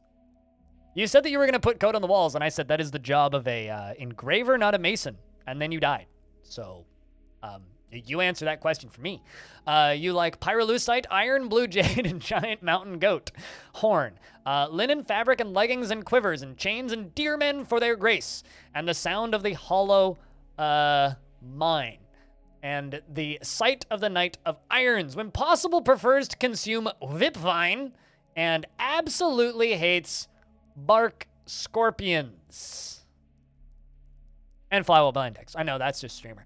Personally respects power and finds those that develop skill with weapons and fighting distasteful. Well, good luck. Values independence and doesn't see the attainment of knowledge as important. And dreams of crafting a masterwork someday. Does everything in his power to avoid excitement and stress. Bruh. You're going to the wrong place. and is completely helpless in stressful situations. Well, we have our cannon fodder. Finds himself changing his mind to agree with somebody else and is very greedy. Is not readily moved by art and natural beauty, and he is conflicted by this as someone who values artwork and its creation. Thinks he is fairly important in the grand scheme of things, and lives a fast-paced life and has a tendency towards forming deep and emotional bonds with others. Likes to brawl, though he dislikes this. The adoration of fighting as a emotional wait, what? He dislikes the adoration of fighting. Where did I go? Adoration of fighting as an art to be refined. And he is not particularly interested in what others think of him. And he occasionally overindulges and needs alcohol to get through the working day and likes working outdoors and only grumbles mildly at crappy weather. All right. Disco Waffles is 63 years old. Sleepy time. You sleepy well. Good night, Sihaza. They're doing a bunch of streams. As far as I know, there's no special announcement. They tweeted it. They tweeted it in Kit Fox announcements channel, but you actually learned about it as a mod heads up. Oh, okay. Well, they're doing a bad job of promoting it because I didn't know it was a thing until you just DM'd me about it. You headed to bed, Magna? If so, you have a good night. Thanks for hanging out. She is impeccably cautious for Disco Waffles. 63 years old, and hair. Likes Gabbro, Iron, Levin, Opal, and the color tan. Crosses and crossbows, and bucklers, and statues, and donkeys for their stubbornness, and kakapo men for their longevity. And the words of the glowing brand, and the sight of the smiles of rhythm. When possible, prefers to consume marlin, garden cress, durian wine, and purple amaranth leaves. And absolutely hates rats. Oh, you're talking to Haas. Bye, Haas. You have a good night. Sorry. Personally respects power and development of a skill, and finds the pursuit of knowledge a waste of effort, and sees introspection as important and doesn't care about friendship. Dreams of raising a family. Is impeccably curious. Implacably curious? Not impeccably. Implacably. I'm going to assume that is a word because the people who make this game are smarter than me, but I've never seen that word before. Without any respect for property or privacy. She is stingy with resources when working on projects and refuses to expend any extra effort. She is extremely confident of herself in situations when requiring skills and isn't particularly ambitious. She tends to hang on to grievances, like the fact that the previous fort was murked by fucking foul Blendek corpses, and has a noticeable lack of perseverance, is somewhat quarrelsome, and finds helping others to be emotionally rewarding, is not particularly interested in what others think of her, and laughs very loudly whenever she's nervous, needs alcohol to get through the working day, and likes working outdoors, and only grumbles mildly at crappy weather. Unstoppable and stubborn? Huh. Implacably. Impeccably? Placably. That's a word. You're feeling this, Dwarf? That's... At least buy the Dwarf a drink first, Disco. She needs alcohol to get through the working day, and likes working outdoors, and only grumbles mildly in crappy weather, and laughs very loudly whenever she's nervous. Alex. She is 54 years old, born on the 6th of Obsidian in the year 126. Her very long hair is arranged in double braids, her lips are thick, and her slightly sunken amethyst eyes are wide set. Her somewhat short head is extremely narrow, and her nose is quite long. Her teeth are crowded, and her broad ears are tall. Her eyebrows are extremely dense, and her nose bridge is somewhat concave. Her hair is amber, and her skin is pale pink. Her eyelashes are somewhat long. She likes basalt, aluminum, yellow sespertine, coral, pigtail, fabric, cages, coins, and yaks for their shaggy hair, and the words of the boulder of warmth, and when possible prefers to consume cave dragon and potato wine. Cave dragon. Cave dragon. Cave dragon. So, I have probably like 10,000 hours in this game before. I've never seen a cave dragon. Just never. I've seen dragons several times. A number of times. We've trained dragons. I've had dragons lay eggs. I've had multiple dragons, both female, which was frustrating. So we covered the entire fort in like dragon eggs. I've basalt, which yeah, that does fit with real cave dragons. But like, I've never seen a cave dragon. I've also never seen a dwarf that wants to consume cave dragon. So this is like a human being like, man, I'd love to eat a T-Rex. Chad, have you ever seen a T-Rex in real life? In Legends mode? Yeah, same. I've seen them in Legends mode. I've never encountered one in Fortress mode, though. Neither Fortress nor Legends. Which I just think is kind of amazing, actually. So anyway, with that amazing anecdote aside, she cleaves an austere lifestyle, disdaining even minor modesties in appearance. Bri, you like to eat cave dragon, and can be very happy and enthusiastic, and slow to anger, and enjoys being in crowds. She tends to ask others for help with difficult decisions, like how to find cave dragon, and often feels lustful. It's definitely the cave dragon. And she is pleased by her own appearance and talents, and generally finds herself quite hopeful about the future. She likes to take it easy and tends to be a little tight with resources when working on projects. She tends to reveal personal information and can handle stress, probably because of all the cave dragons she's consumed, and tends to form only tenuous emotional bonds with others, has a greedy streak, and can often act with compassion. Needs alcohol to get through the working day and likes working outdoors and only grumbles mildly at shitty weather. The dinosaur comparison is spot on. It's like, okay, like real talk for a second here. If dinosaurs are just giant chickens or like giant birds, I'll bet you T-Rex is tasty. Like if T-Rex has feather, I'll bet you T-Rex pretty tasty. Like, I'll bet you could eat, like, imagine, like, a T-Rex thigh, like, over a big-ass fire. Like,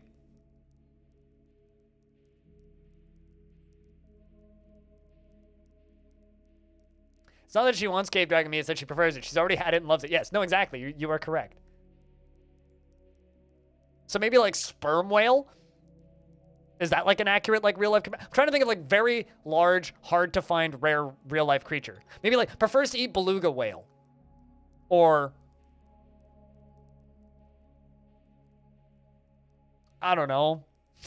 Prefers to eat gorilla. Maybe even like rare. Just, giant squid. Yeah, prefers to eat giant squid. There you go. There's something.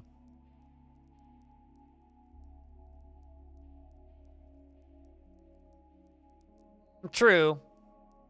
Prefers to eat panda. Yeah, I don't know. Some like really rare endangered species. It's just like prefers to eat that. It's like, holy shit, you horrible person. What the fuck is wrong with you? Anyway, that's very funny. Anyway, so next one's old guy. Well, you'll like this spot. She is 51 years old, born on the 14th of Limestone in the year 129, and she's been fine. Her very long hair is neatly combed, her teeth are crowded, her slightly sunken amethyst eyes are round, and her nose is quite long. She has slightly flattened ears that are tall. Am I the right faction? Shit. I don't actually know if I'm the right faction. Chat, did I select a faction? We might be the wrong faction. So I'm reading these dwarves' descriptions and going, these look completely different. Because they're all pale pink and shit.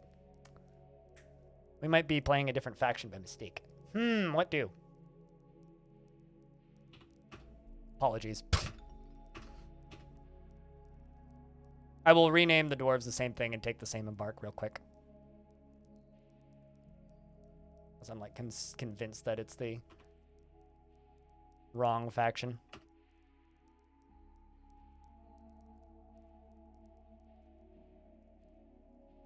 Apologies for the cave dragon shenanigans, but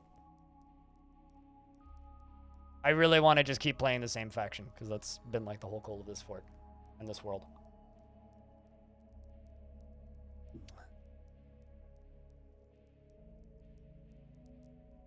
Yeah, that does kind of suck. It's like once you've selected that, you're like locked in.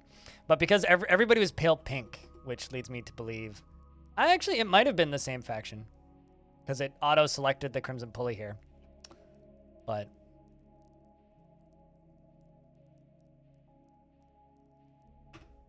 Alright,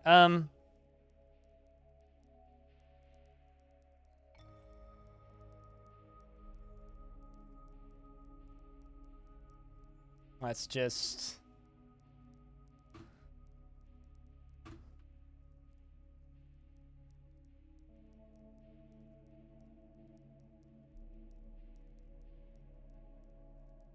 Just power through this.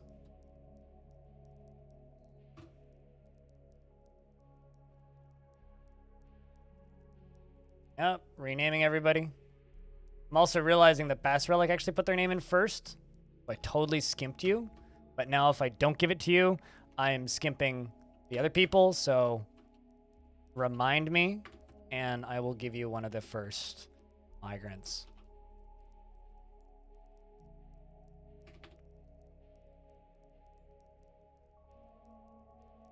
Because I'm scrolled up in chat right now.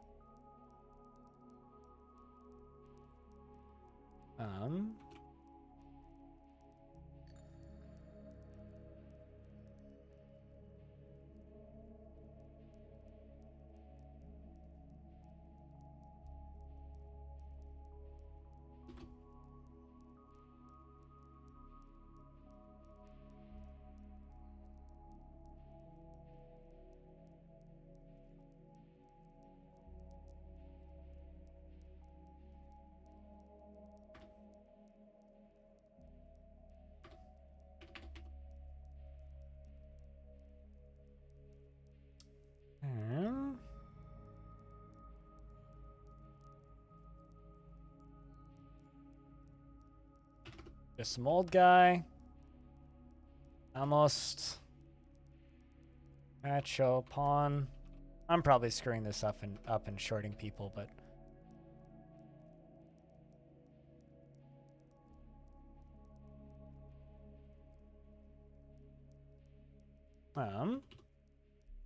everybody's minors. Put the rest into booze. How's it going? Pretty good. And yourself, Madonna?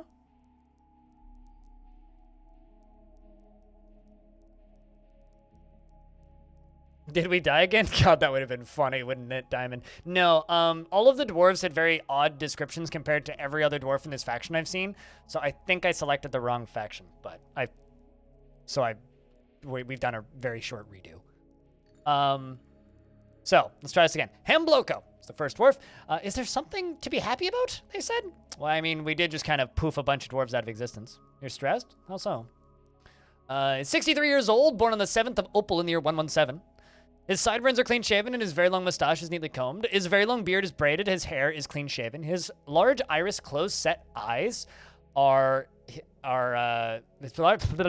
his large iris close-set heliotrope eyes are narrow. He has a prominent chin and a high squeaky voice. He has extremely broad ears and nearly fused, I'm gonna stop, lobes, and his nose bridge is slightly convex, and his hair is black. His skin is dark peach. See, black hair, dark peach skin. That is what this faction looks like.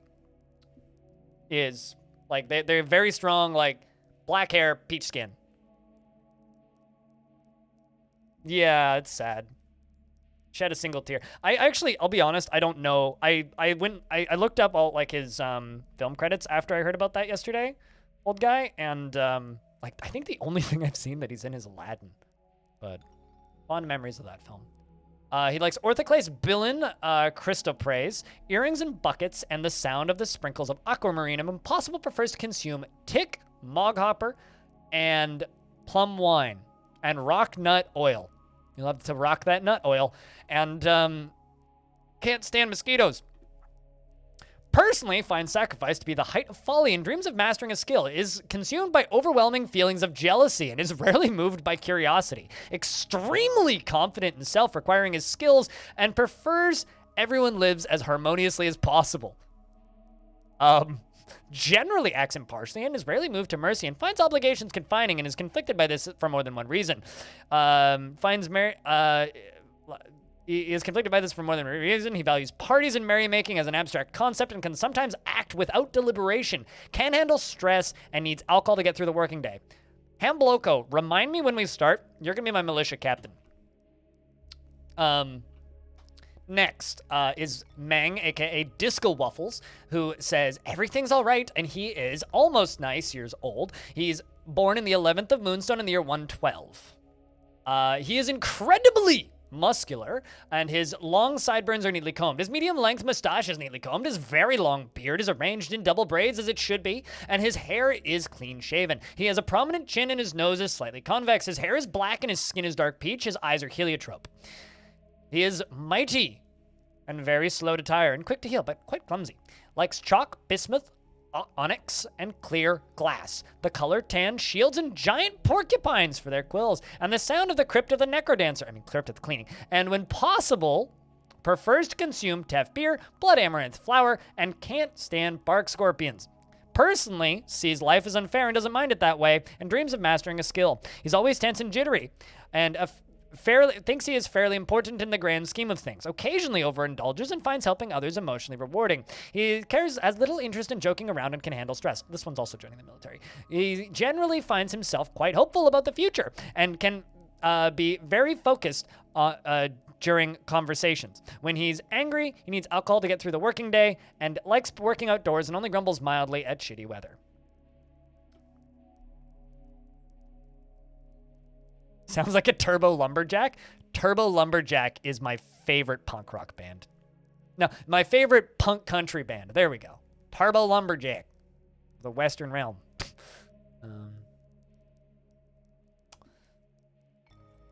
Alex, aka Dastot, is 86 years old, born on the 24th of Slate in the year 94. Her slightly sunken heliotrope eyes have very large irises. Her hair is clean-shaven and her ears are extremely tall.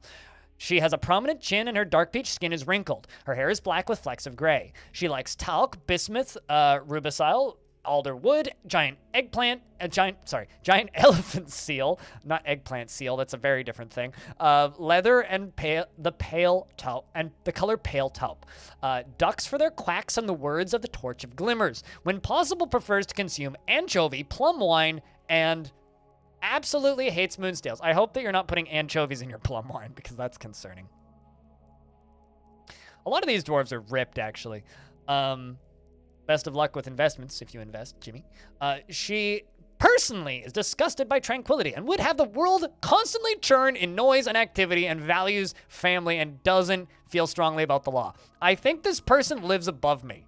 My neighbors have like 3 kids and they're extremely loud all the time. And like, I get woken up at like 7 o'clock in the morning to hysterical laughter to the sound of like someone tickling somebody. And I go to sleep to the sound of like stomping and jumping and screaming. And it's like, I want to die in the summer when I have to have my window open. Anyway, she very rarely develops negative feelings towards things and can easily fall in love or develop positive sentiments, is quick to anger and not inherently proud of her talents and accomplishments. She has a greedy streak and thinks she is fairly important in the grand scheme of things. That's the second one that thinks that. Is happy and rarely happy or enthusiastic and is conflicted by this as she values parties and merrymaking as an abstract concept. She likes to keep things practical without delving too deeply into the abstract, and she occasionally overindulges and can handle stress. She doesn't hold on to grievances and laughs very loudly whenever she's nervous, needs alcohol to get through the working day, and likes being outdoors and grumbles mildly at crappy weather. That's Alex. Aquel Chemist. He says, I am doing fine. He is 84 years old, born on the 19th of Glenna in the year 96. He has a very high-pitched voice. Why do they all have high-pitched voice? He has a very high-pitched voice. Like, literally every dwarf in this fort is fucking Captain Toad, and it's kind of funny. He has a protruding heliotrope eyes and with large irises, very bulging eyes.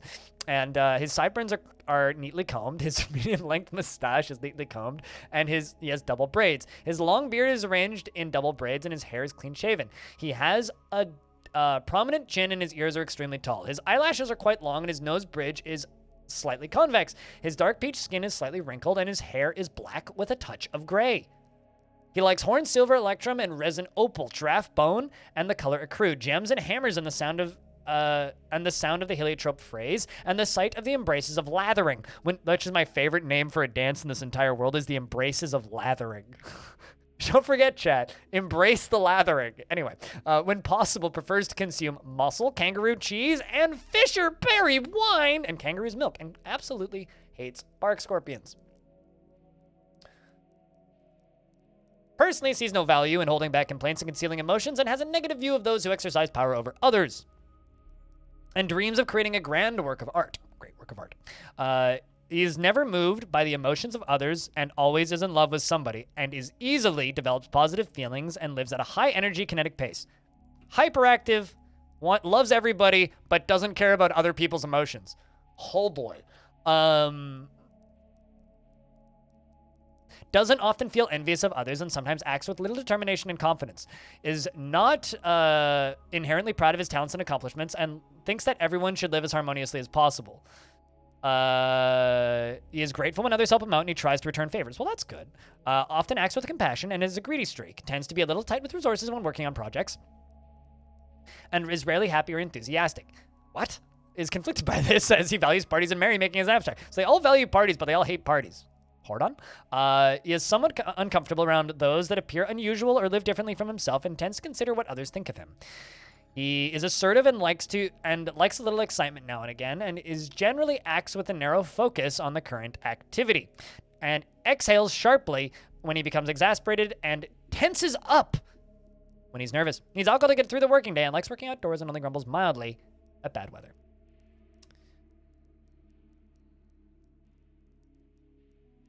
Next is old guy, who is 53 year old. And was born on the 24th of Slate in the year 127. His very long sideburns are neatly combed. His long mustache is neatly combed. His very long beard is arranged in double braids. His hair is clean shaven, and he has a very high-pitched voice. Once again, he has a prominent chin and extremely tall ears, and that have large hanging lobes. His slightly sunken heliotrope eyes have large irises, and his hair is black and his skin is dark peach. That's, once again, high-pitched voice. And he says, I'm good. He is strong and slow to tire and likes gypsum, bismuth, bronze, ruby. Fancy. I don't believe I've ever actually seen a ruby in Dwarf Fortress. It's just like I've never actually seen a diamond. Or never like a plain, normal diamond.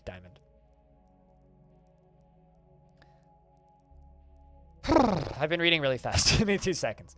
Kind of like winded myself a wee bit here, which is suboptimal, I would say. This has absolutely nothing to do with anything, but Captain Picard has a tip for all of you. Picard tips: even when the situation seems daunting, don't give up your determination to win the day. It's not over till it's over. Thank you, Captain Picard. Anyway,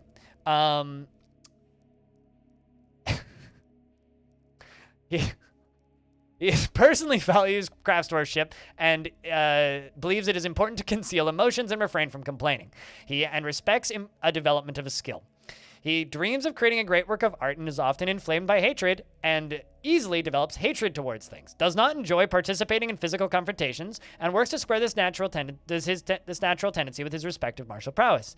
He is generally unhindered by the thoughts of others concerning his actions and is slow to anger. He is an unfriendly individual and tends to make a small mess with his own possessions. He finds obligations confining, though he is conflicted by this for more than one reason, and he rarely feels discouraged. He tends to think before acting and isn't particularly curious about the world. He needs alcohol to get through the working day and likes working outdoors and only grumbles mildly at cruddy weather. I'm kind of indifferent. I think that both of those captains have their qualities. Kirk is fantastic and much more comical. I think that Picard is a more developed character, though, mostly because he had more screen time. But I think Patrick Stewart's a better actor. Mostly because when I think of Kirk now, I mostly think of, is that weird or what? That's what I think of him when I think of him now, instead of like Kirk, because that's what I've seen him in so many more times. But yeah, no, I mean they're both fun characters. Just one's more of an action hero, the other one's more of a writing based character. Whew. All right, so Kachapun says, I get so jealous sometimes. She is 81 years old, born on the 25th of Malachite in the year 99. She is short and not very strong. Her very long hair is braided, and her heliotrope eyes have large irises. She has a prominent chin and broad ears that are extremely tall. Her nose bridge is slightly convex, and her dark peach skin is slightly wrinkled. Her hair is blackened with a touch of gray. You are weak. Hi, weak. I'm blind. She likes native copper, gold, crystal, and gold rock crystal, and armadillo tooth, giant albatross parchment, and the color purple taupe. Quivers and large gems and splints and skinks for their distinctive striping. Artichokes for their yummy hearts, and the sound of the adorable lark. Can I just say it's really cute that they like artichokes for their yummy hearts? That's just such a funny line to me. And when possible, prefers to consume giant leopard seal, dwarven rum, and absolutely hates flies. She personally finds eloquence and artful speech off-putting, and doesn't see the attainment of knowledge as important, and dreams of raising a family.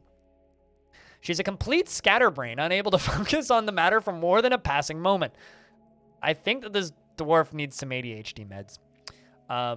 And she could be considered rude. Also, Scoops, that Twitter profile, there's two of them. There's Picard Tips and also Reichert Googling.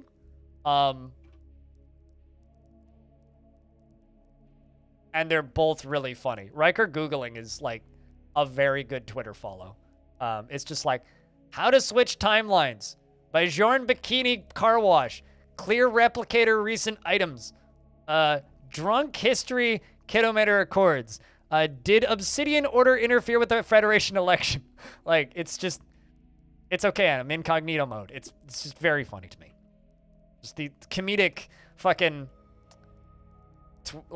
Star Trek fan Twitter accounts are some of my favorite shit just in existence. It's just so goddamn funny.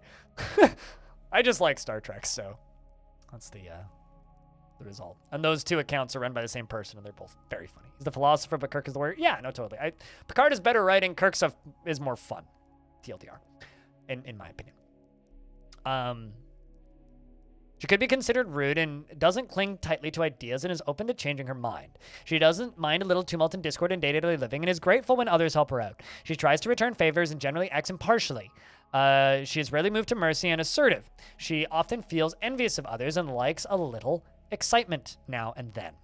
Often nervous and isn't particularly ambitious and enjoys the company of others and has a greedy streak and doesn't mind wearing something special now and again. She can handle stress and needs alcohol to get through the working day and likes working outdoors and only grumbles mildly at crappy weather. Lastly, Jax V is 78 years old, born on the 20th of Moonstone in the year 102. Her hair is long and arranged in double braids. Her slightly close-set heliotrope eyes have large irises, and her ears are extremely tall. Her head is extremely tall, and she has a prominent chin. Her hair is black, and her skin is dark peach. She likes Billion, Morion, short swords, wicked women for their macabre ways. That has to be some sort of night creature or something. But I've never seen them before.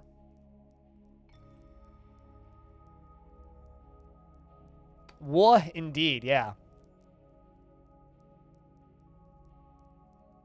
Interesting. So there's something in this world called wicked women. The words of the orbs of meditating and the poet of couples. And the sight of the velvety queen, and prefers to consume rice beer, and absolutely hates toads. Sorry, Toady. She personally sees introspection as important and finds artwork boring, is very ambitious, and always is looking for a way to better her situation. She finds helping others emotionally rewarding. I think we just found our chief medical dwarf. And tends to form only tenuous emotional bonds with others. She can easily fall in love and develop positive feelings and enjoys the company of others. She has a greedy streak and can handle stress. And she whispers when she's nervous and needs alcohol to get through the working day. And likes working outdoors and only grumbles mildly at bad weather. All right, so we need a group name.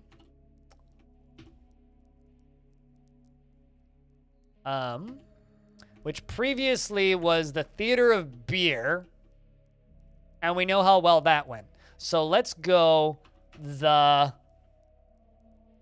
tomb of beer. How's that check?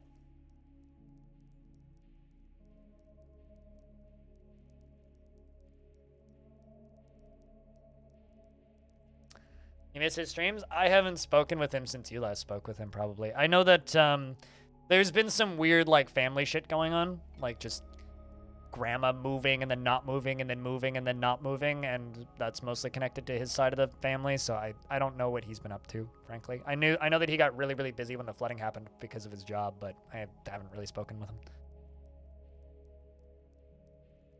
I too miss his streams, but he seems to be very, very, very into that Crazy Skulls NFT project thing, which just kind of made me mute him on Twitter. So I haven't spoken with him in a while. Matt's my cousin, for those of you who don't know, who streamed Factorio for quite a while. Your fort will always have the best names, Dank Balls. I mean, I once was watching a fort that was named Balls Balls, the Ballsy Dank Balls. Balls Balls, the Ballsy Balls Balls. Could be the name of it. So that's going to be our group name. The fort name is still going to be Theatervults. And, okay.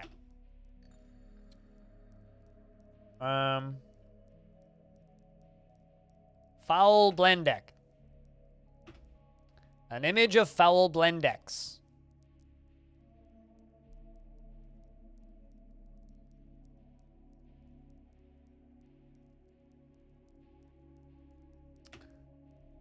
And Sleepy Murph.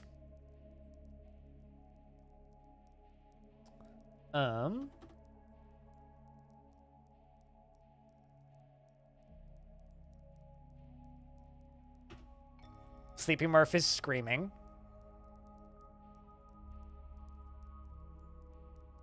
Ew. Scoops. While eating a cave dragon? Maybe.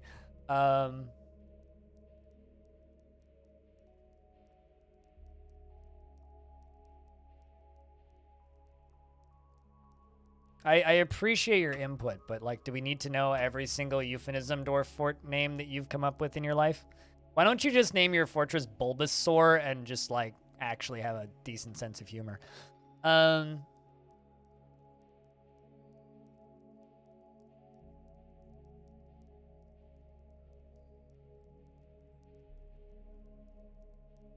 Sleepy Mirth is fighting with the Foul Blendex. And raising the axe.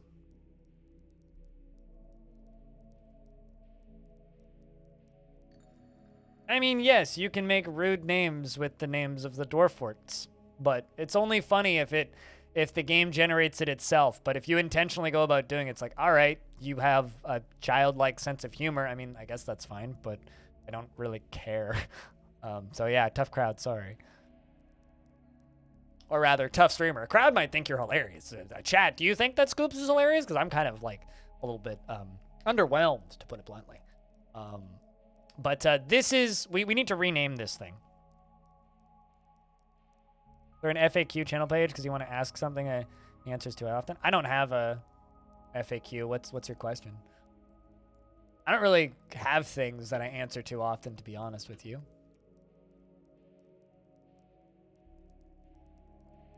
The Bell of Air? I just realized you could name a fort the Bel Air, and you could have a prince. And he could be a smith. Well, that's going to be an April Fool's fort I'll do one year. No? That's pretty fresh. It really is.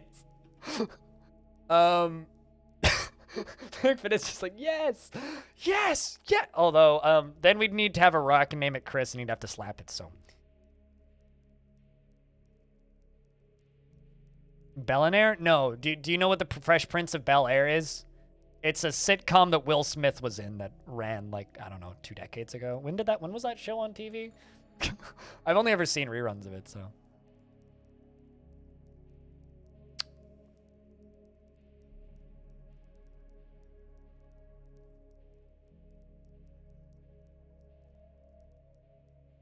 peak comedy. I mean, the Prince of Bel-Air is the Fresh Prince of Bel-Air is pretty.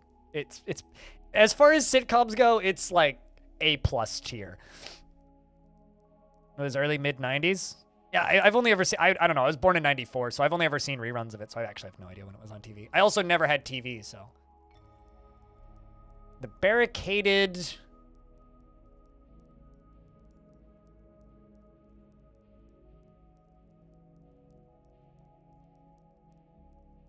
Anger. Barricaded anger. So the barricaded anger is an image of foul Blendix and Sleepy Murph, the dwarf, and an axe. Sleepy Murph is screaming. Sleepy Murph is fighting with the foul Blendix. Sleepy Murph is raising the axe. Dwarf slapping is slapping the elf. The dwarves are screaming. The humans are laughing. Anyway, enough Will Smith memes. I think that's us. Okay, sweet.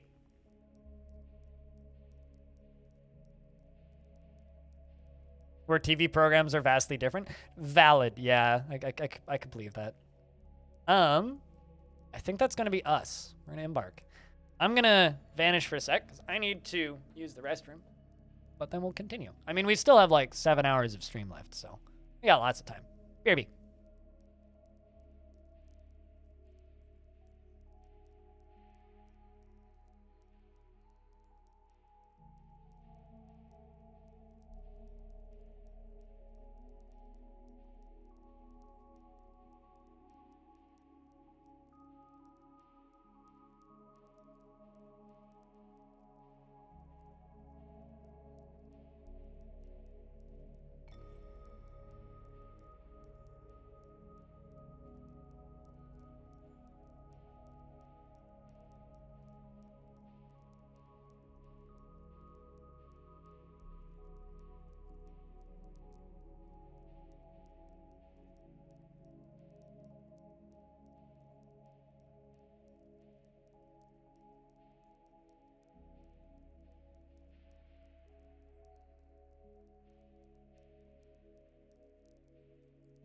All right, I return.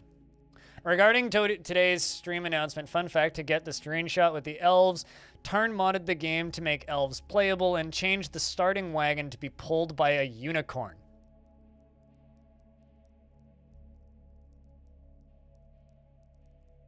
I mean, huh. I guess, like, if you need to get a screenshot in a hurry, like, that's not hard to do. Like, I know exactly what you need to change to do that. That's funny, actually.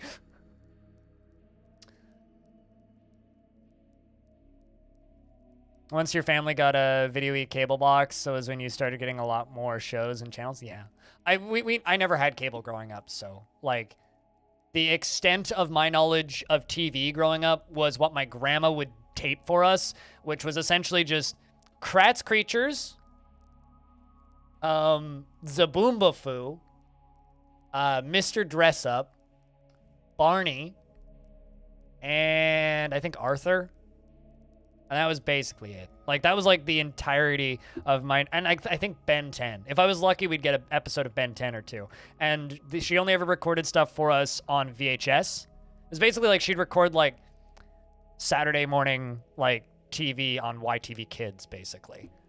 And that was like the extent of TV I had growing up until I moved out, basically. So I watched like no TV. We did have like a bunch of VHSs that we owned. Kratz Creatures was a shit. Like, I'm not knocking Kratz Creatures. Out of all of those shows, the one that I did like watching, and we'd get those VHSs, we'd get like 10 VHSs with a bunch of recorded stuff, like maybe once every 3 months from my grandma or something. But the junk closet collapsing in Zaboomba. Zaboomba was like peak childhood slapstick comedy. Like that was a funny show. And Kratz Creatures was like questionable ethics-wise, but like was a fun show to watch. Anyway, you have arrived after your journey from the mountain homes into the forbidding wilderness beyond, following the previous 7 dwarves who mysteriously disappeared. Word has surfaced of foul Blendex in the air. Your party of 7 is to make an outpost for the glory of all Thespis Mar. There is almost no supplies left, but with stout labor comes sustenance, whether by bolt, plow, or hook, provide for your dwarves. You're expecting a supply caravan, hopefully, before the winter entombs you and the zombies don't get to you. But it is spring now, enough time to delve secure lodgings, ere the dingoes get hungry. A new chapter of Dwarven history begins here at this place. Stinthad Dubal. Theatervults. Strike the earth again. I had the comics for Asterix and Obelix, but I never saw the TV show. Same with Tintin. Actually, fun fact, I loved the dentist growing up because the dentist that we went to, and I still go to the same dentist, had a stack this big of every single Tintin book. But they kept them behind the counter. So we'd go there with my mom, my older sister, my little sister, my dad, and me, right? So all 5 of us, we'd go on the same day, and my mom would sit there and read Tintin out loud the entire time that we were there, and we'd like often stay late to finish reading the Tintin thing. There was one time where mom was like, "Oh, we really have to go," and the receptionist was like, "No, stay." She wanted to keep hearing the Tintin that we were listening to, that we were reading. I think it was like, I can't remember which one we were. I want to say it was like the Curse of the Black. No, the Curse of the Pirate Ship, the one where they're like the flashbacks with like the captain and all that shit. Anyway, fucking great series.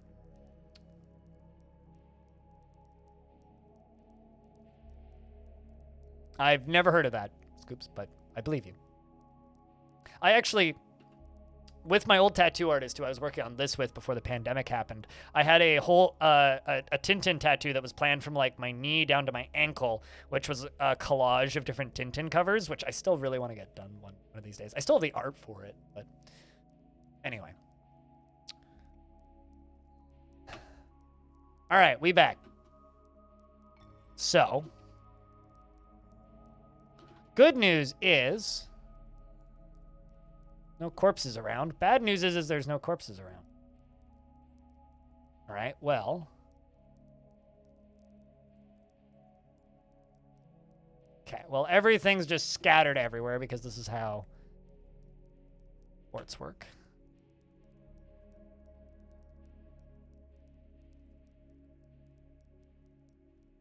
Going to claim everything.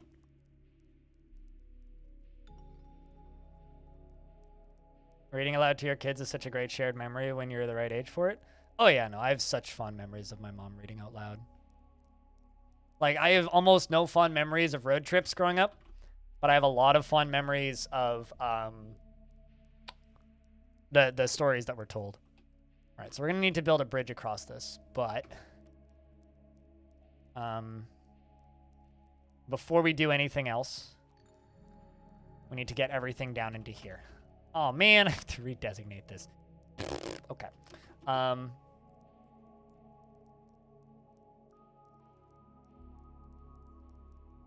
The turkeys have left though, which is, you know, understandable, I think. I didn't like Calvin and Hobbes that much. My grandma had a couple Calvin and Hobbes books, and she loved Calvin and Hobbes. I don't know. Calvin and Hobbes never really did it for me. There was just something about Calvin and Hobbes. Calvin as a character I always found very annoying. All right, so let's, because I need to see stuff. I need to get my vision back. We're gonna go dig through this all the way down here, and I'm going to put a wood stockpile right here that is going to use one wheelbarrow.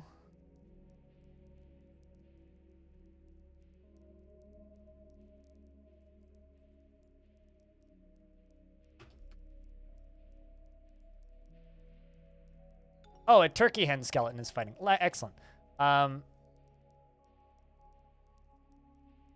Where is this turkey hen skeleton? Okay, hold up.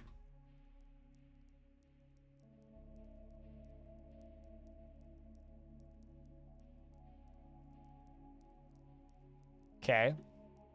My dwarves have gone berserk, I guess, fighting with the,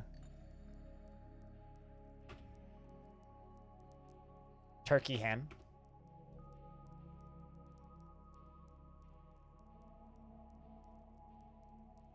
I don't see any turkeys, though. That's the thing.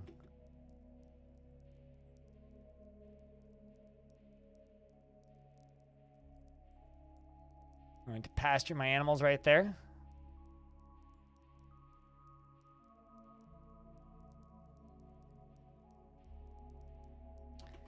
Yeah, there's like skeletons that are interrupting my dwarves, but I'm not seeing them. Anyway, hopefully we can kill whatever the hell that is, which is a water buffalo skeleton. And before it just kills all of us. Still fighting with this fucking water buffalo. Uh-oh.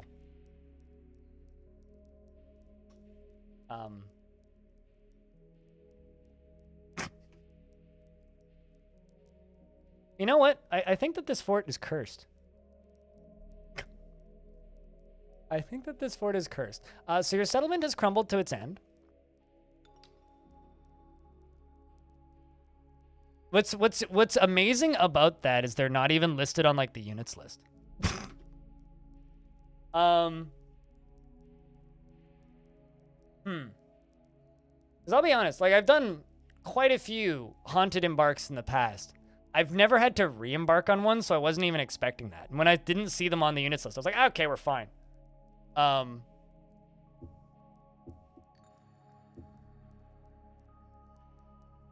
Fuck that embark. Let's just do a fresh embark in the same similar area. Same zone, like maybe like slightly south. I just whoops. Fuck it. That was quick. You're not wrong.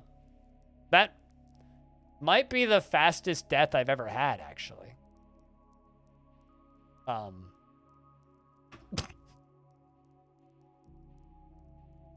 It was so haunted, everyone died at the end.